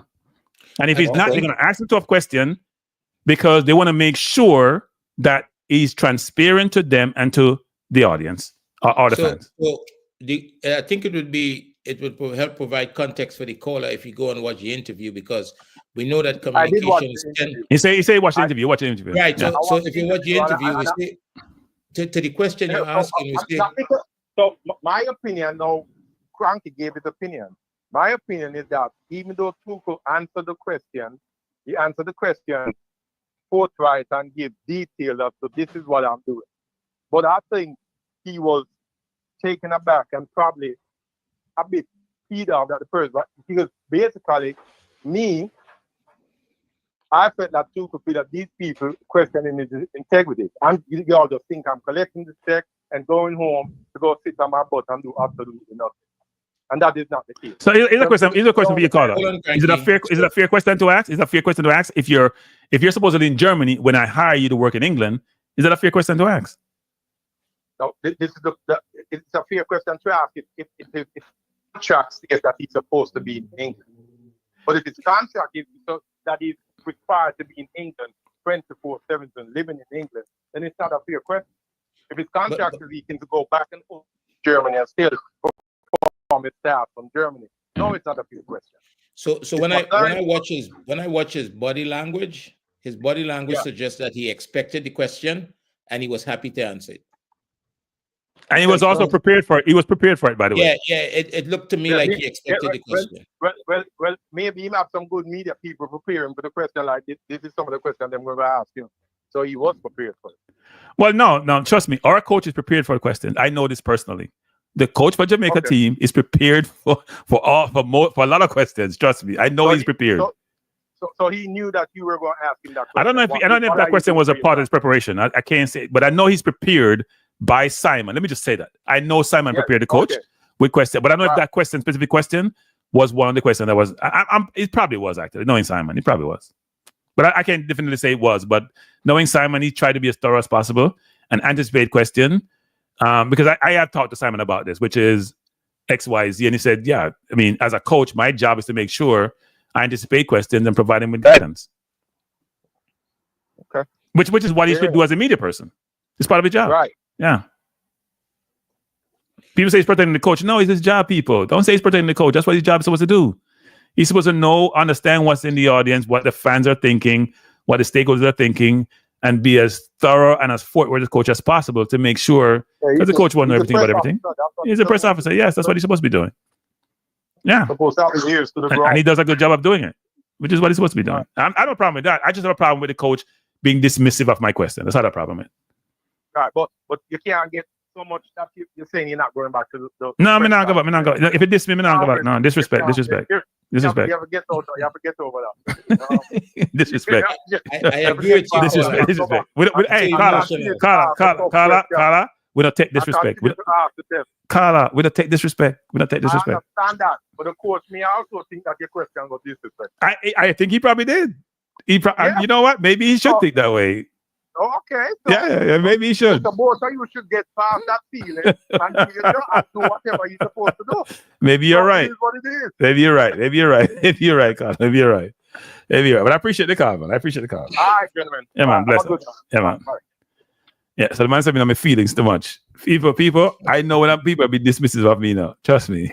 I've been around long enough to know when they're dismissive, when I take dismiss. I just think I don't look. We have had the joke for a long time on this channel and other channels about Meron Gordon being the manager and him being the assistant, people saying, because every time it's always Meron, right? And Hogrimson leveraged Meron also. But at some point, it became Hogrimson having the conversation, not about Meron anymore. Now, we're seeing a little bit of that with him, but I don't think the questions are penetrative enough to even bring that out. When you ask about John, when I asked you about John Russell, and you tell me that you had a friend who do XYZ, which was a little while ago, that's not a good answer. Right? That can't be a good answer. Let me ask you a question. Do you think that the pitch last night was smaller? Yeah, the pitch was smaller. The pitch was smaller. And that would have affected the game, right? So the pitch in what's the size of the pitch in the National Stadium in Jamaica? I think it's regulation size, actually. Yeah. I think it's the right side. Probably full size. Yeah, it's full size. The funny thing was when I look at the pitch, it looked like it's a cricket ground, isn't it? Yeah, you can see the pavilion. It's a cricket ground which they convert to a football field. Yeah, it's a multi-use facility. It appears like. But look at the cricket ground. But yeah, it's. What do you think? What do you think needs to happen tomorrow? Tomorrow? What do you mean tomorrow? Not tomorrow. Sorry, on Tuesday. Tuesday, in terms of what? In terms of performance? Yeah, to get a result in the game, to win the game. I do think that the coach has to revisit the starting lineup. I do think he has to try to motivate the players, so they're playing with, as you said, with more urgency. Because to me, they weren't. St. Vincent was being people. Go back and watch the game. They were physical. The officials were not that good, frankly. They got away with some 2-foot tackles. They were hard in tackles. And England has changed. The old English people would just be giving you what they get. That's not how football is played anymore. Any little attack you get is in yellow card. This region is a little bit different, but that was over-aggressive. They'd probably be less aggressive in Jamaica when St. Vincent is there. It could be a different environment, more hostile environment. Hopefully people turn up for the game. People, you need to go to the game. I think CFAS will probably start and put more pressure on the defense. But it can't just be about the players. The coach also has to impart upon them the urgency of the situation, the need to produce, and they got to play more composure. Here's one of my frustration, though, because people tell you that when you talk about certain players, you don't like the player and you don't like the player. But Bailey and Gray, to me, given their pedigree, they're not doing it for me. And Nicholson, too. All three forwards that start that game, they're not doing it for me. Nicholson's movement was poor. Bailey is Bailey. Same Bailey. He stepped up to take the penalty, but the same Bailey. And Gray is falling off playing for the national team. Maybe he's playing in a lesser league overseas. He's not the same competition as the Premier League. Maybe his game is falling off, but he's not the same Gray. So we can cuss all the midfield all we want, the defense all we want, but the forward players are not doing it. Do you think he would you think he could play in the number 10 role? Who would play the number 10? Do you think he could play in the number who would Bailey? Gray. Oh, Gray? I think Gray could play the 10. I've said this a long time ago. I asked that about I asked Damien Lowe about it once, and he thinks that Gray may not be able to play with like his back to the goal, whatever it is. I didn't agree with that. He can play on the half turn. But I do think that Gray can play the 10. In fact, I think the 10 probably fit him because he can hide defensively, frankly. He can play in tight spaces. He can make a pass, a good passer, and he can shoot with both feet. Because so I do think the 10 can fit him. Because he needs to be on the pitch, right?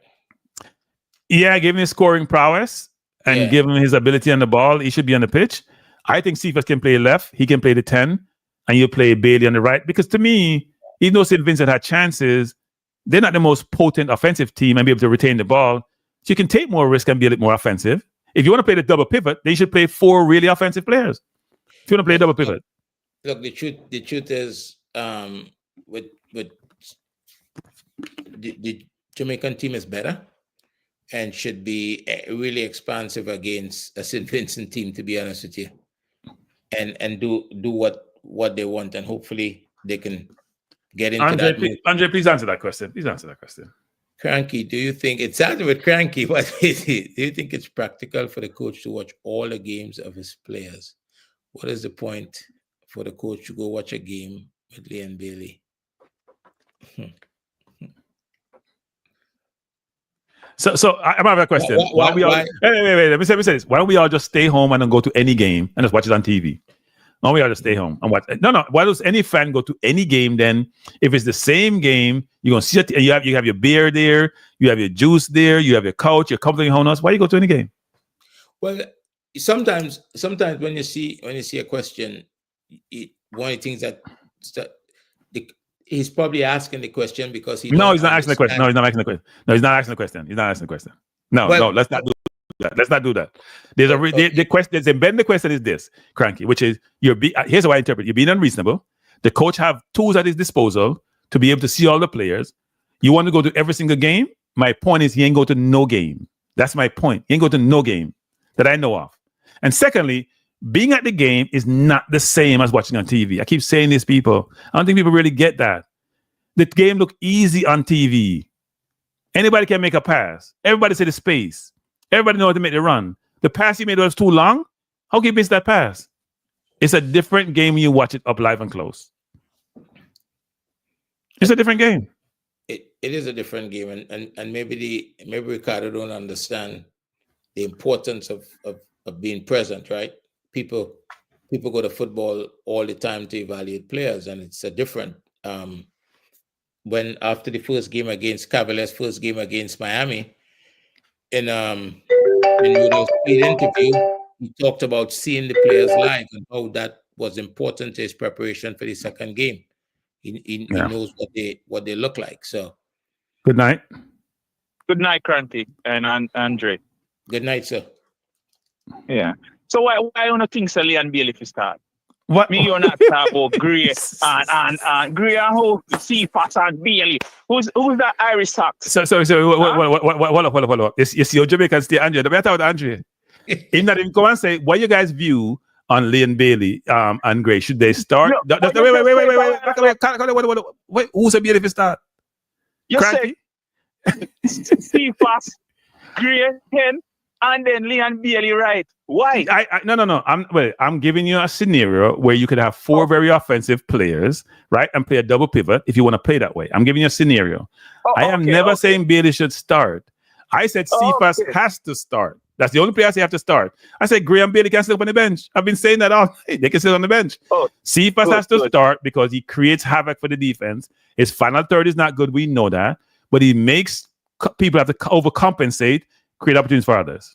Jesus, you just come on and beat me. You didn't even ask a question. You just come and beat me. Jesus. yeah, man. But hear me, I say, man. Leon Bailey time up with the 90 minutes thing, brother. This man cannot start every game, This need to cut, brother. Gray and Shamara and Bailey, them not above the team. Why these guys have to keep starting? That's a coach's decision, right? Leon Bailey, just look into yourself, brother. You don't want to injure. We say you hide and play. Big man, just come on and feel 60, 70 minutes, please. It don't work in 90 minutes, brother. It don't work. You know what? I don't think he's hiding. I don't agree with the call. I don't think he's hiding. It's just not happening for him. I think he's trying. I think he's trying. He might try one in contract in a UK. I worry about him money because Jamaican JFF don't care about Leon Bailey. So he might play with caution and to cost us. I prefer give Dixon the start over Leon Bailey. Let Leon Bailey come off the bench because you're so worried to go back and do 90 minutes for Aston Villa. Stay on the bench and give Dixon a chance. I would prefer to see a Dixon with a fight, a heart of a lion, and just keep going. I would prefer to see a 60 minute of Dixon more than a 60 minute of Leon Bailey in the national team. Aston Villa will take a 90 minutes from him. He did better in Aston Villa, but not in the national colours. I think it's time for that to cut. That 90 minutes of having Leon Bailey on the field, running all over the place, don't have an idea how to even control a football. I was in the game up by what you call it, St. Missouri. Yeah. Yeah, I was in the stadium. Leon Bailey get the football, and before Leon Bailey dribble with the football, Leon Bailey kick the ball and drop on his face. I said, where the No record. I almost dead in our stadium.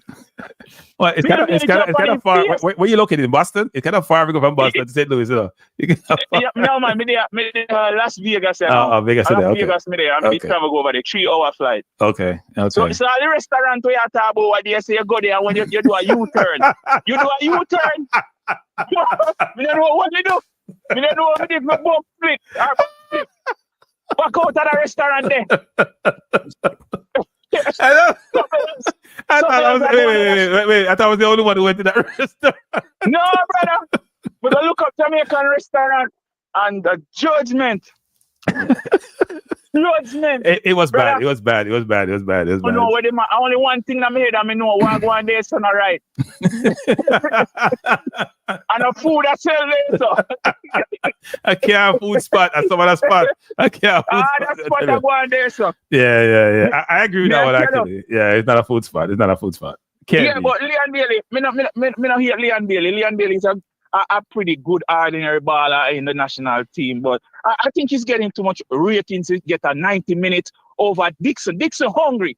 Dixon angry right now, sitting on the bench and look where the man him play out there. I'm very angry right now because he now get the chance and he want to prove to the Jamaican people that he's good enough for playing in a national team. Yeah, look, he's enthusiastic. When he comes on, he puts in a shift, but that's with players on the bench, you know. They probably sometimes exert more energy than people on the field. But you're right in terms of Bailey's afforded the ability to play as long as he wants.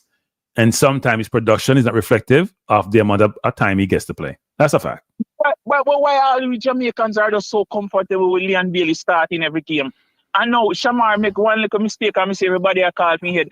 Shamar enough in the team none at all. Mr. That over West spoke prophecy. Me already said Shamar Nicholson nobody if you get called up. Jamal Lowe. What happened to Jamal Lowe? He's forgotten. He missed a shot against Cuba. He missed a goal against Cuba. He only gets so much chance. But I'm just being facetious. But okay. He have more composure and more skill. And because he don't even have a skill, brother. I don't know what kind of skill. Maybe he's a carpenter or something else. He probably can do back then. But it not gonna work, Nicole. I'm sorry, but it not gonna work.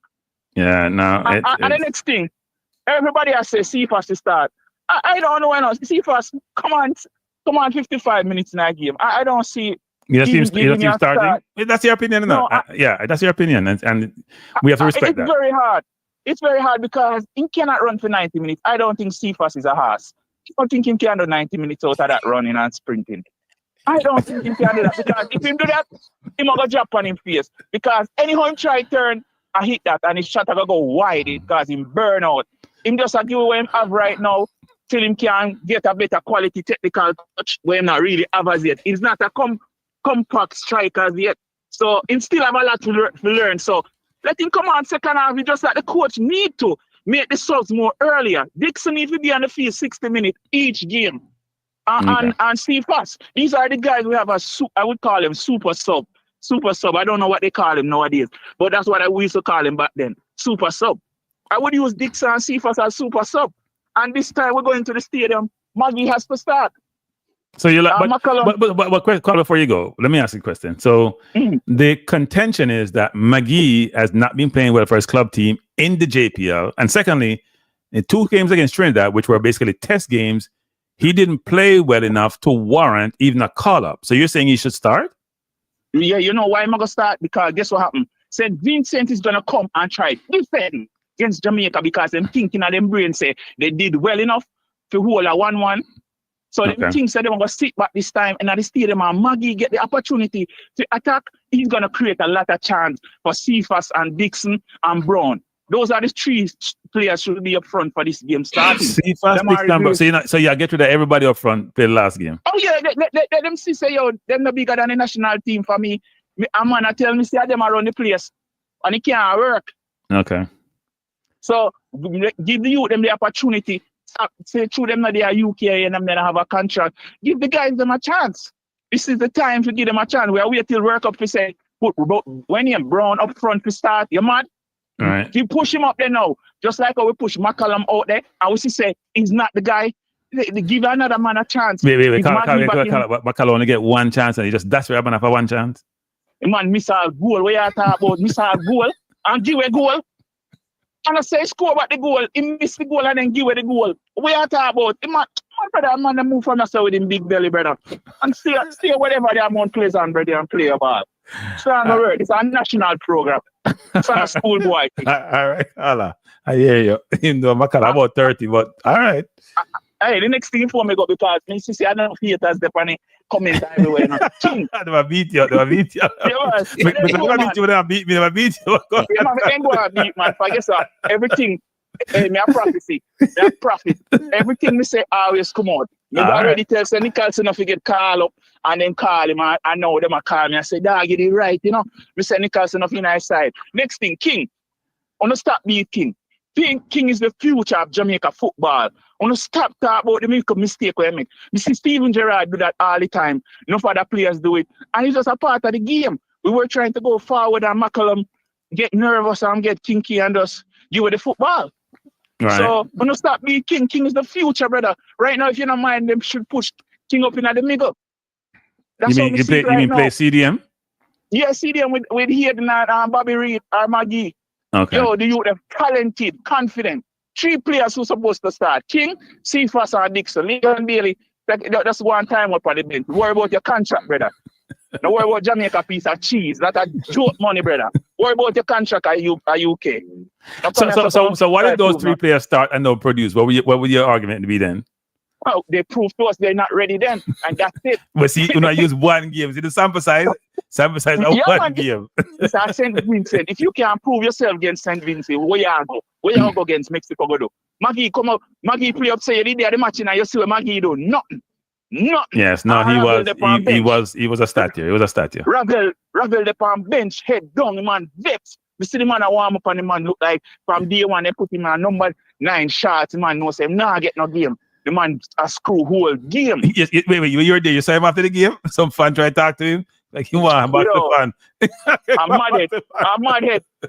I think him have some issue. I don't know where I got through, but yeah. I don't know. But Ravel should be in the team because I know we can't get to see Ravel and Maggie play together. That's my dream. If you see Maggie and Ravel play together in a midfield. Okay. I mean, hope one day that can happen. All right, Carla. Yeah, man. Appreciate the call. Because them they are beat, but me I teach. All right. All right, Carla. Thanks. Yeah, man. Bless. Carla, look, people, let me say this. We all have our favorite players, right? No matter what team, whether it's club team, or so he likes Dixon, he likes Cephas, he likes Brown. I would say this though, and Andre alluded to this. You know, when Cephas come on, the game changed. The coach said the same thing. When Cephas came on the field, the game changed. St. Vincent was under pressure. They were Gray and others just stopped the ball and played the normal way and recycle. Cephas said, "Let's go for a race."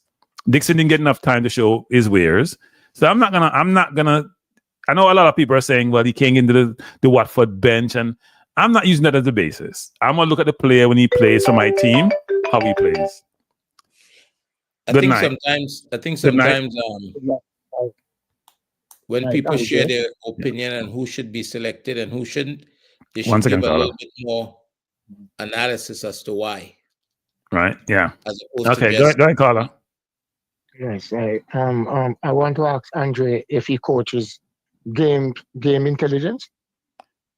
Andre, the caller's asking a question. If I coach game intelligence, yeah. Yes. So can you help out Cephas? This is Saturday Night Live, people. What time is it? Saturday Night Live. I hear all of you, you know. All of you there running them out about Cephas, you know. Right? So what is the speed can go carry so far? So you're not a Cephas fan, I assume. Huh? You're not a Cephas fan. I like his speed. I'm asking the question again. Are you a Cephas fan? There's different thing like his speed. You like it, but everybody think he's a savior. Well, no, he's not a savior, but we're not seeing. Look, what we're looking for, we're not seeing from the other wingers. Yeah. So we say, why don't give him a chance? They didn't do his thing. Cranky. Yeah. Go back and watch a US game. I was there. I said go back and watch it. Okay. Jamaica could draw that game. Which one of the games? Because he played more than one game, right? Which game you talking about? That game that we get 4-2? 4-2. Yeah. Okay. When the game was 3-3, right? No, when the game was 3-2. Yeah. And Cephas beat his defender. And Gray was on the 6-yard box. What did he do? Well, Cephas have blinkers on, right?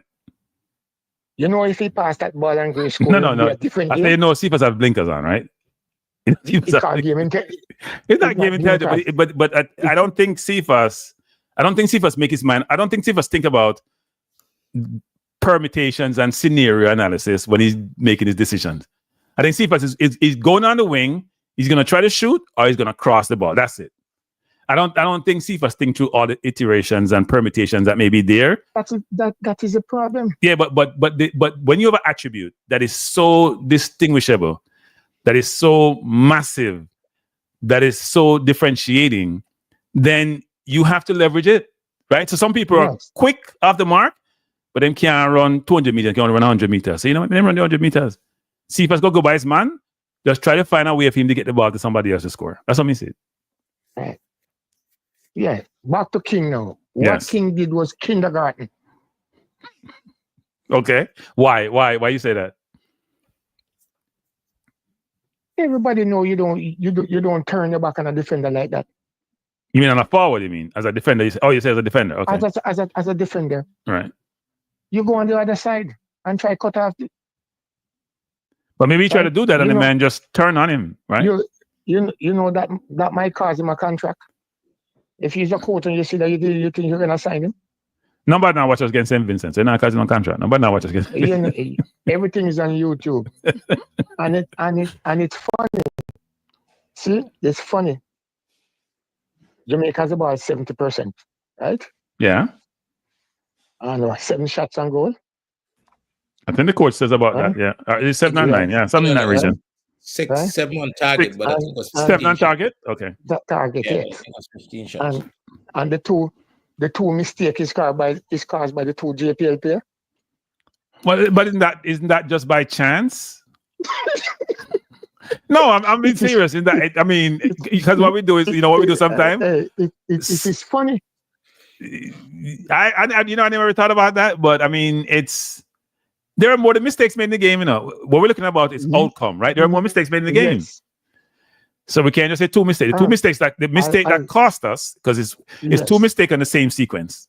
Yeah, and I think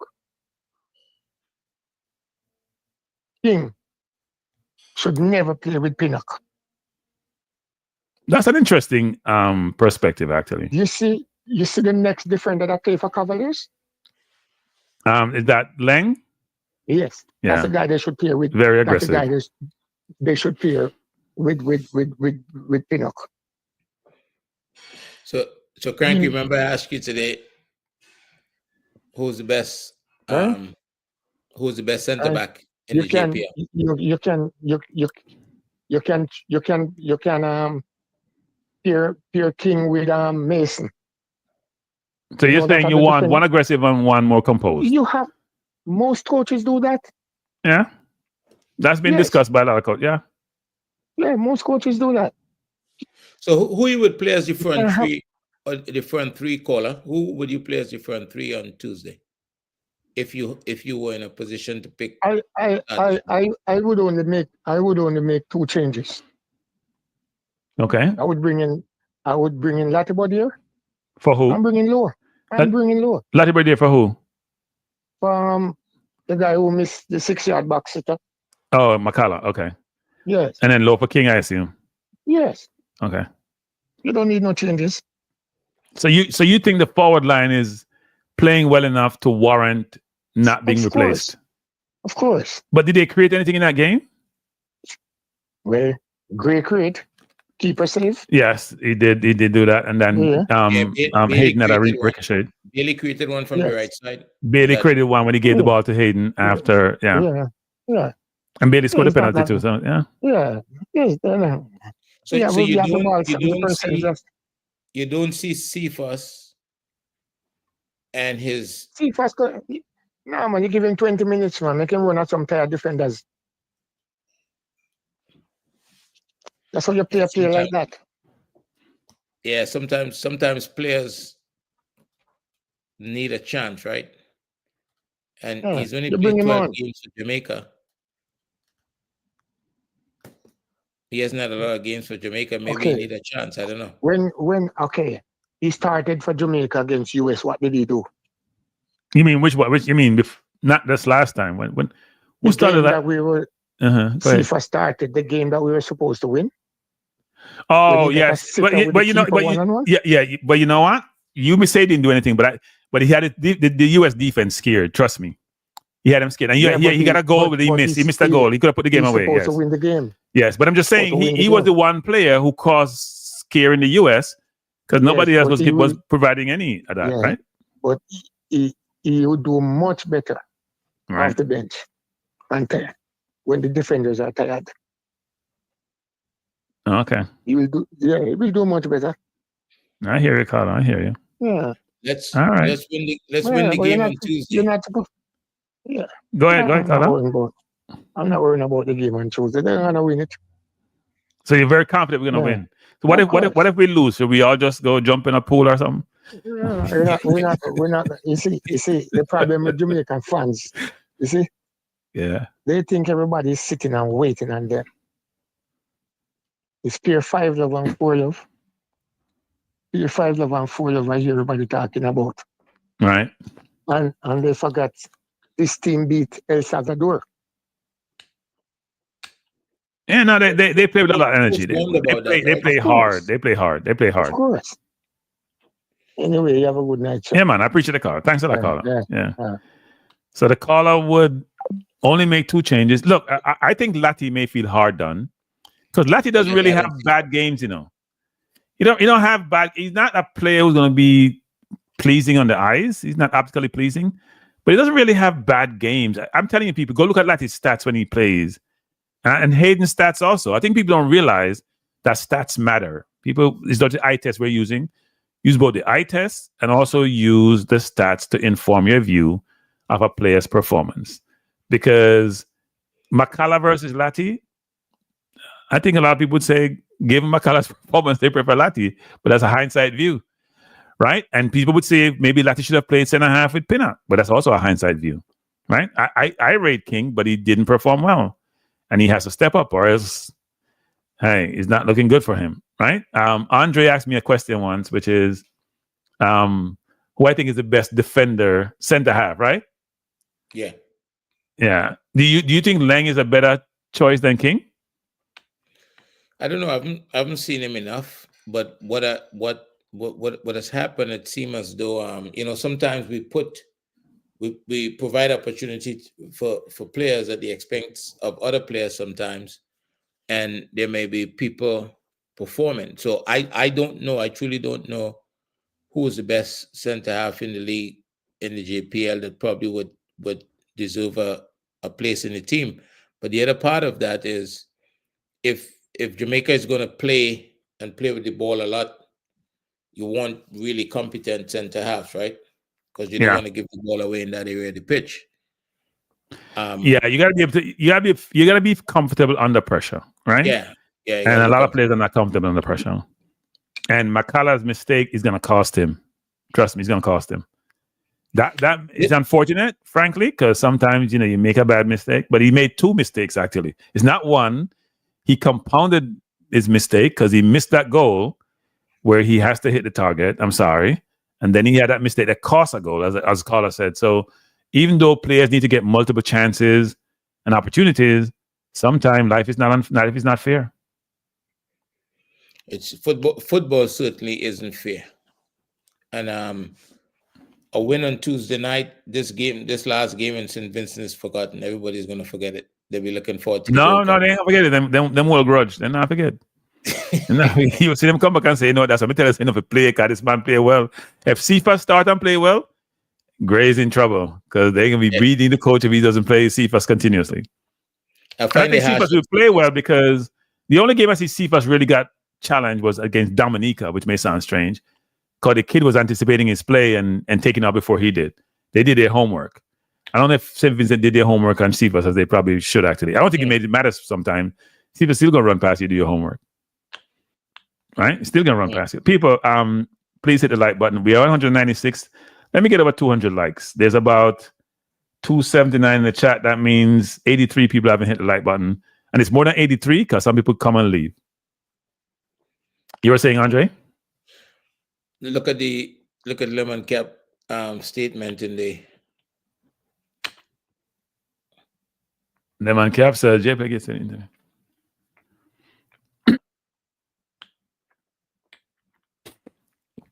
Yeah, you're saying JP players are giving out gifts?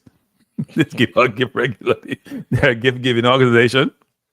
People don't realize in that game, Pinnock made a bad mistake in that game, Remember Pinnock went on the left side with a player, and the player he got bounced off the ball basically, and the player had the quality of the player sometimes will punish you. You didn't get punished. Right? So it happens. It happens. It's just the outcome sometimes is more harsh because in the mistakes that McCullough made and then King didn't really help him out. It seemed much more worse than the Pinnock situation, but Pinnock one was a bad mistake. Yeah, I think if they play like they played the night, match the intensity of St Vincent and put away the chances, it's gonna be everybody's gonna be happy. Well, I mean, goals win matches, so put away your chances, you go home. Yeah, right, like goals win matches, and we can. The two worst misses, frankly, was the McCullough miss and the Pinnock miss.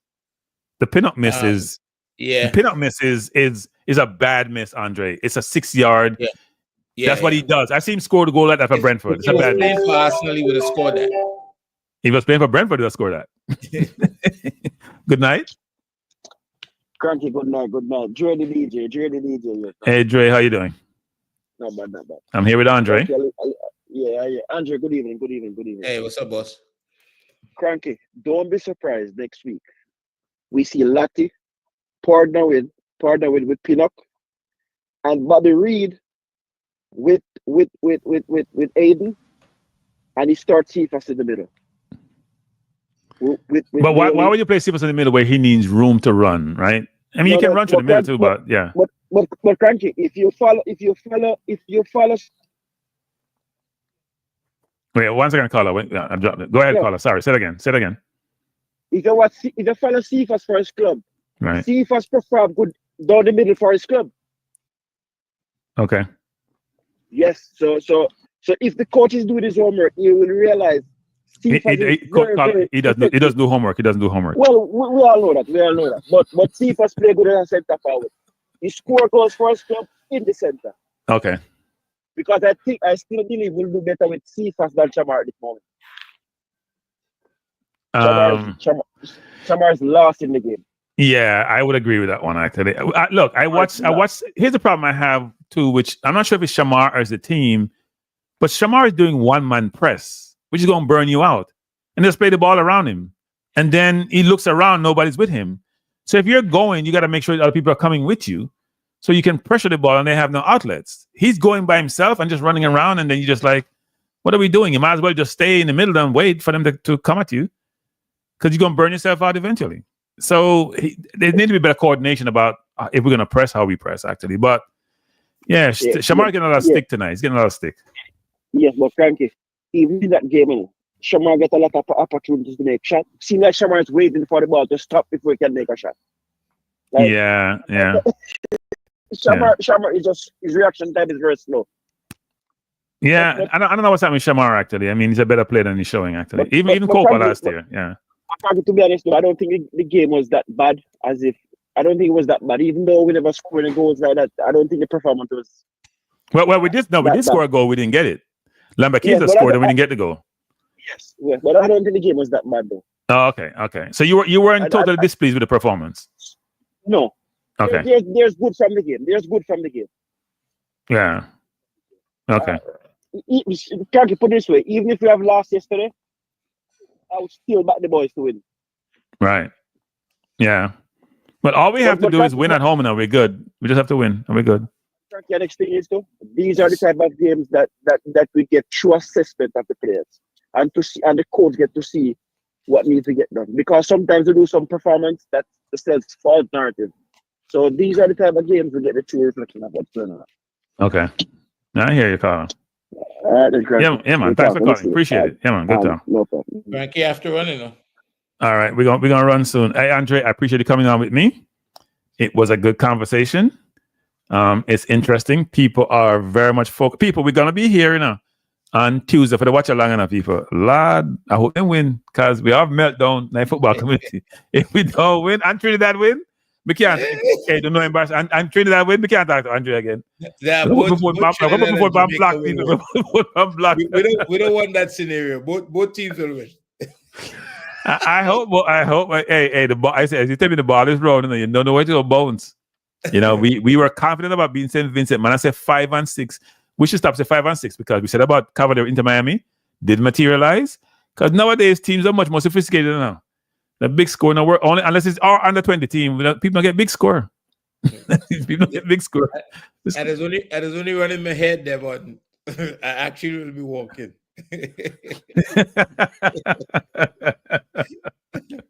All right, so I appreciate it. All right. Have a good night. All right, everyone. We're going to close the program down, people. We've been on for over 2 hours, almost 2.5 hours. And it's a good conversation. Love all the calls. Love you hitting the like button. Before you leave, if you haven't done so, please do so. We're going to be back here on Tuesday. I don't know if I'm doing a show on Monday. Talking about the game on Tuesday. Try to come in about an hour before game time. It should be an interesting game. My hope is that more outlets will carry the game this time because in the Caribbean, there wasn't the best option, right? It wasn't the best option. So let me see where the game is being carried. It's again on Fox 2. It's 8 p.m. U.S. time, 7 p.m. Jamaica time. And let me see where it's probably going to still be Disney in the Caribbean, Let me just see where it's in Jamaica. It's still Disney Caribbean, people.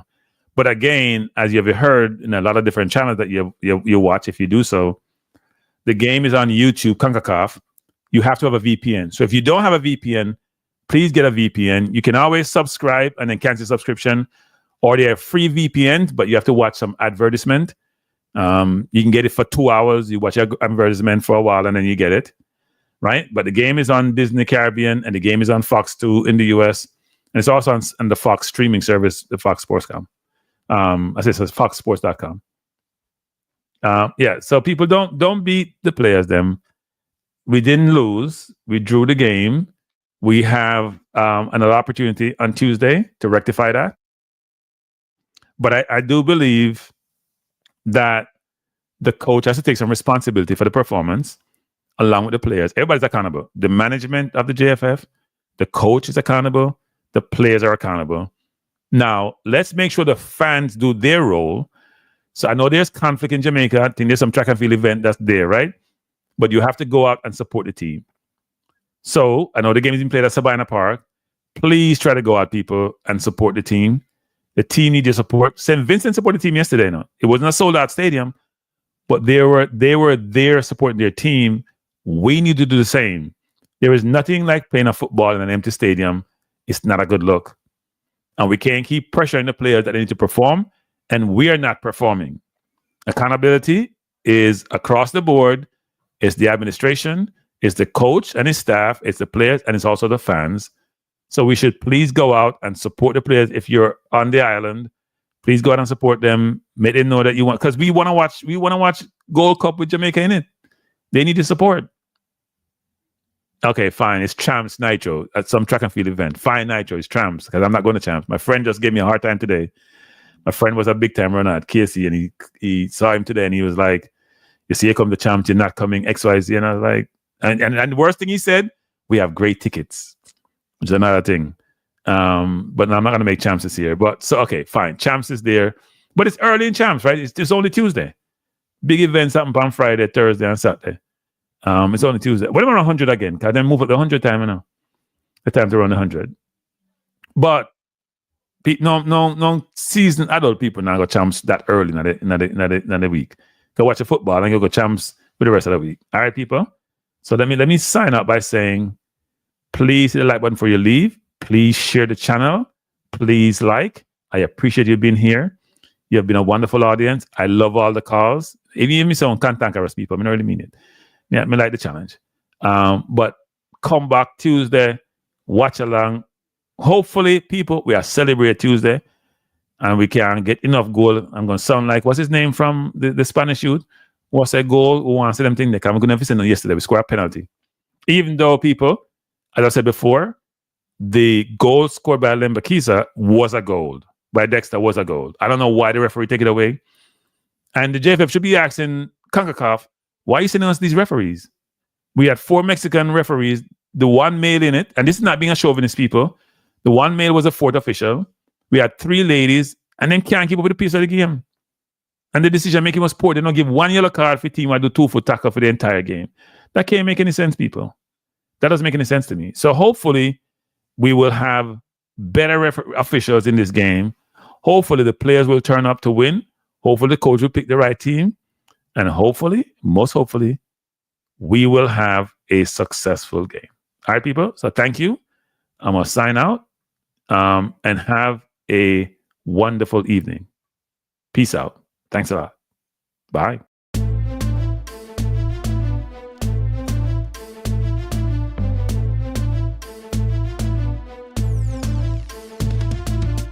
Cranky life is the best to be now. For the best sports talk and it's free, yo. Cranky life will be your guiding light by keeping you informed both day and night. Cranky life, tell them. Cranky life, heed them. Cranky life, want them. Cranky life. From the course to the field, we'll never lose because Cranky has the hottest news. With expert analysis, we break it down. Our in-depth coverage is best in town. Cranky life, tell them. Cranky life, heed them. Cranky life, want them. Cranky life.